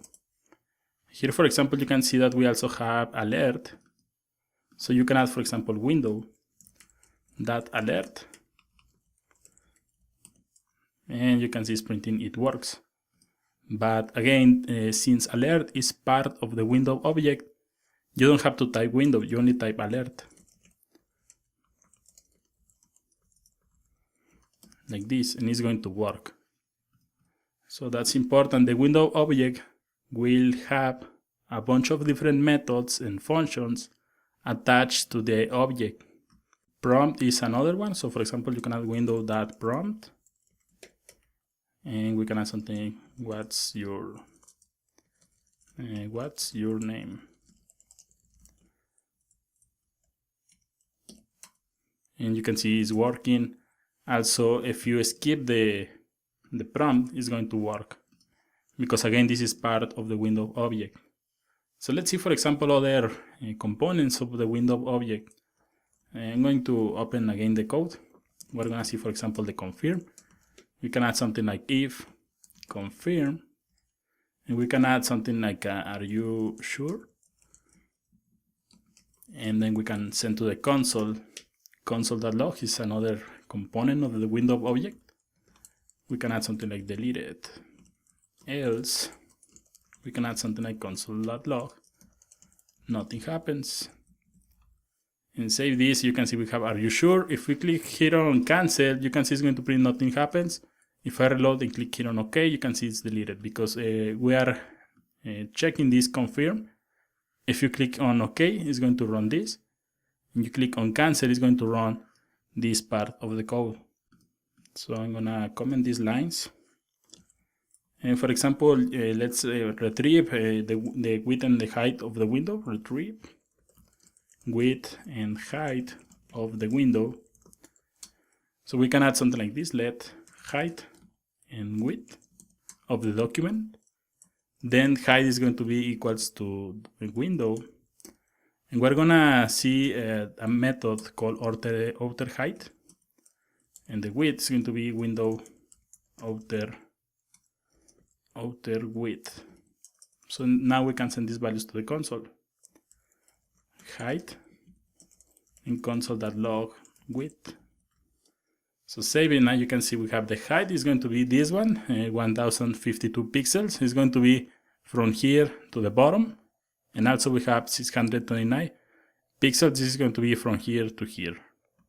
If you only want the part here without the interface, without these developer tools, you can copy this, and there are another two methods called inner height and inner width.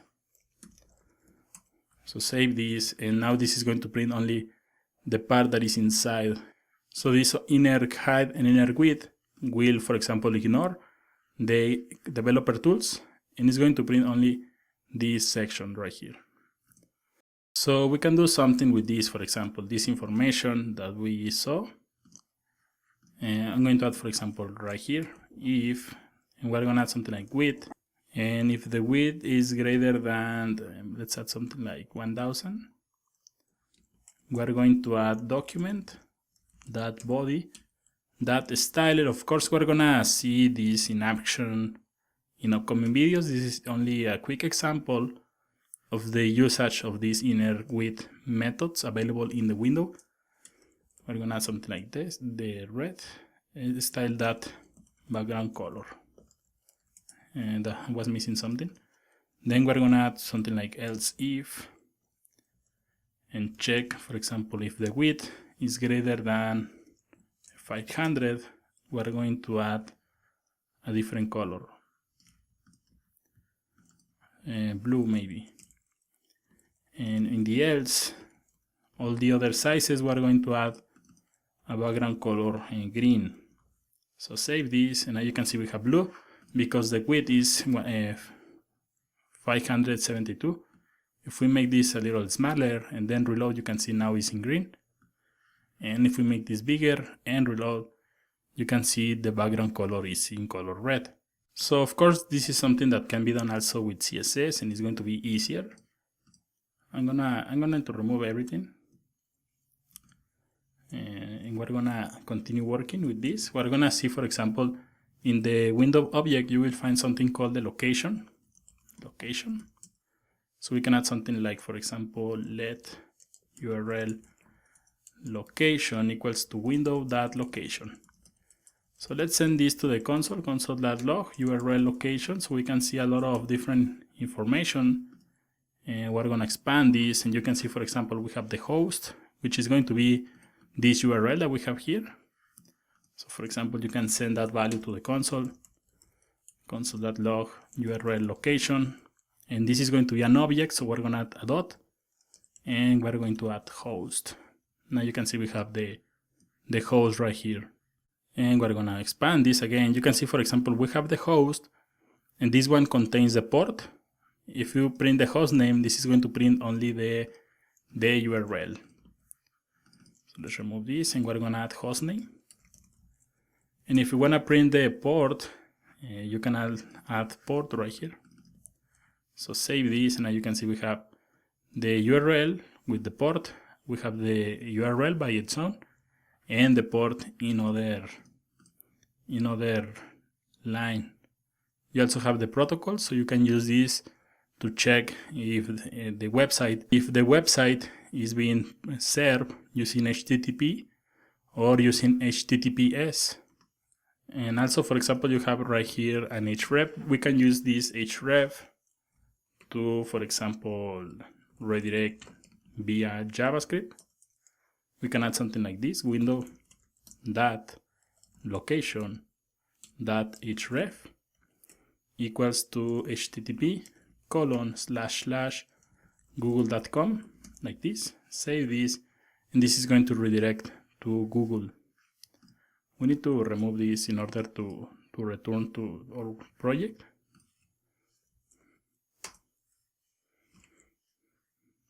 Finally, I'm gonna show you something. For example, here on we have the search. If we add a query string right here on the top, and we add something like ID equals 20 and name equals 1, and open this, here on the search, you will print this query string. And for example, you can grab that value and add search right here. I'm gonna remove the other three. So you can see we have the query string right here. And a lot of websites, especially e-commerce, use this kind of query string in their URLs. So in the next video, we're gonna continue working with the scope.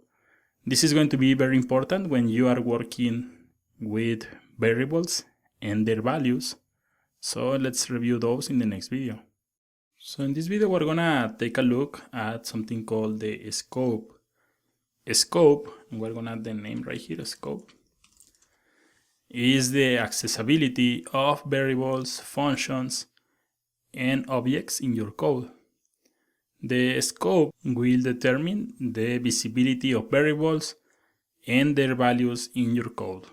So let's add something like this. We're gonna add we're going to add var a equals to a, let b equals to b, const c equals to c, something like this.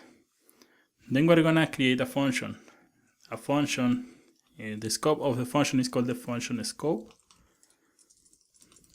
like this. And then we're gonna add function.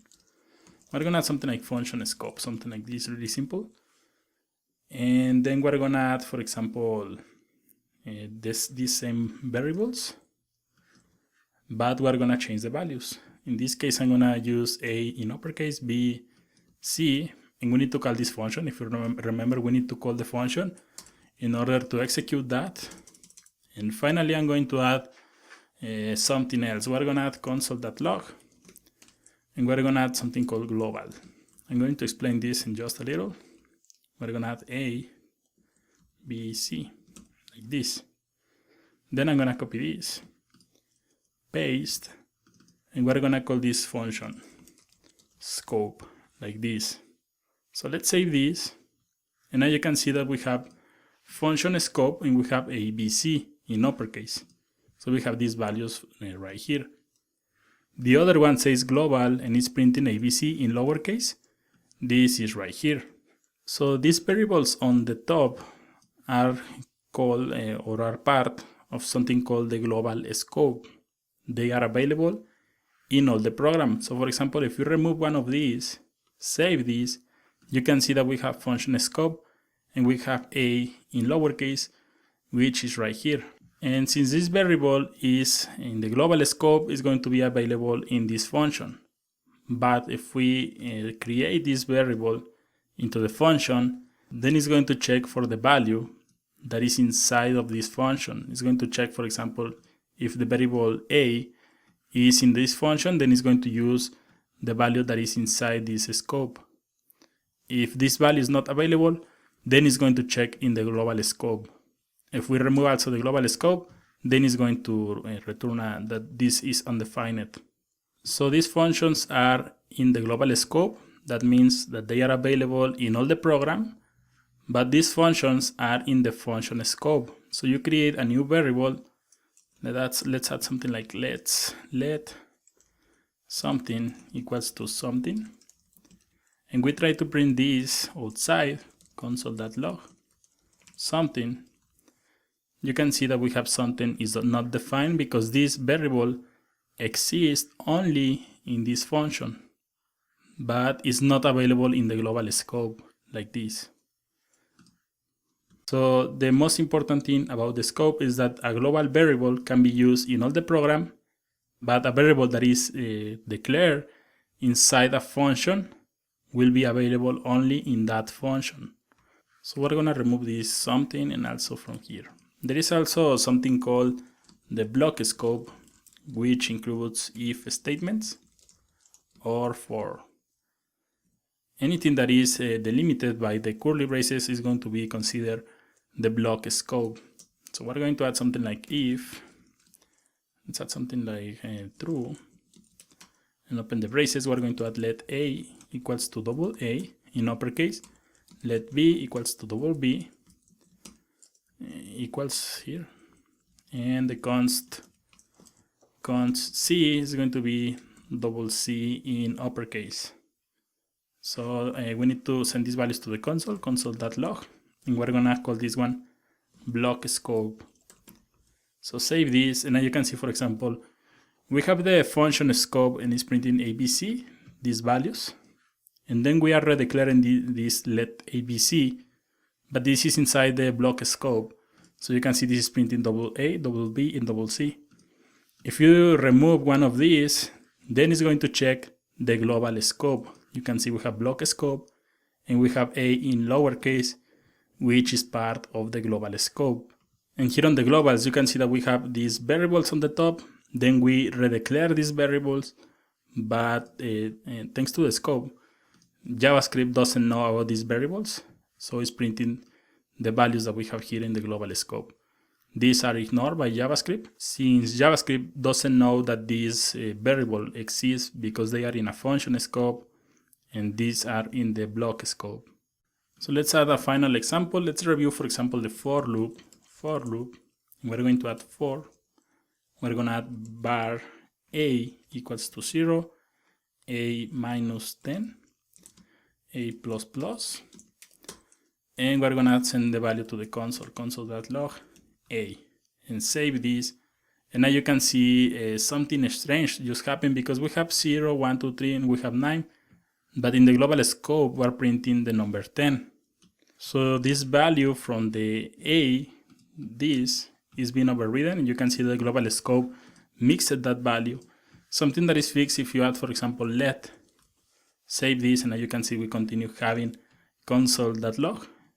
We're printing from 0 to 9, but in the global scope, we keep A, B, and C.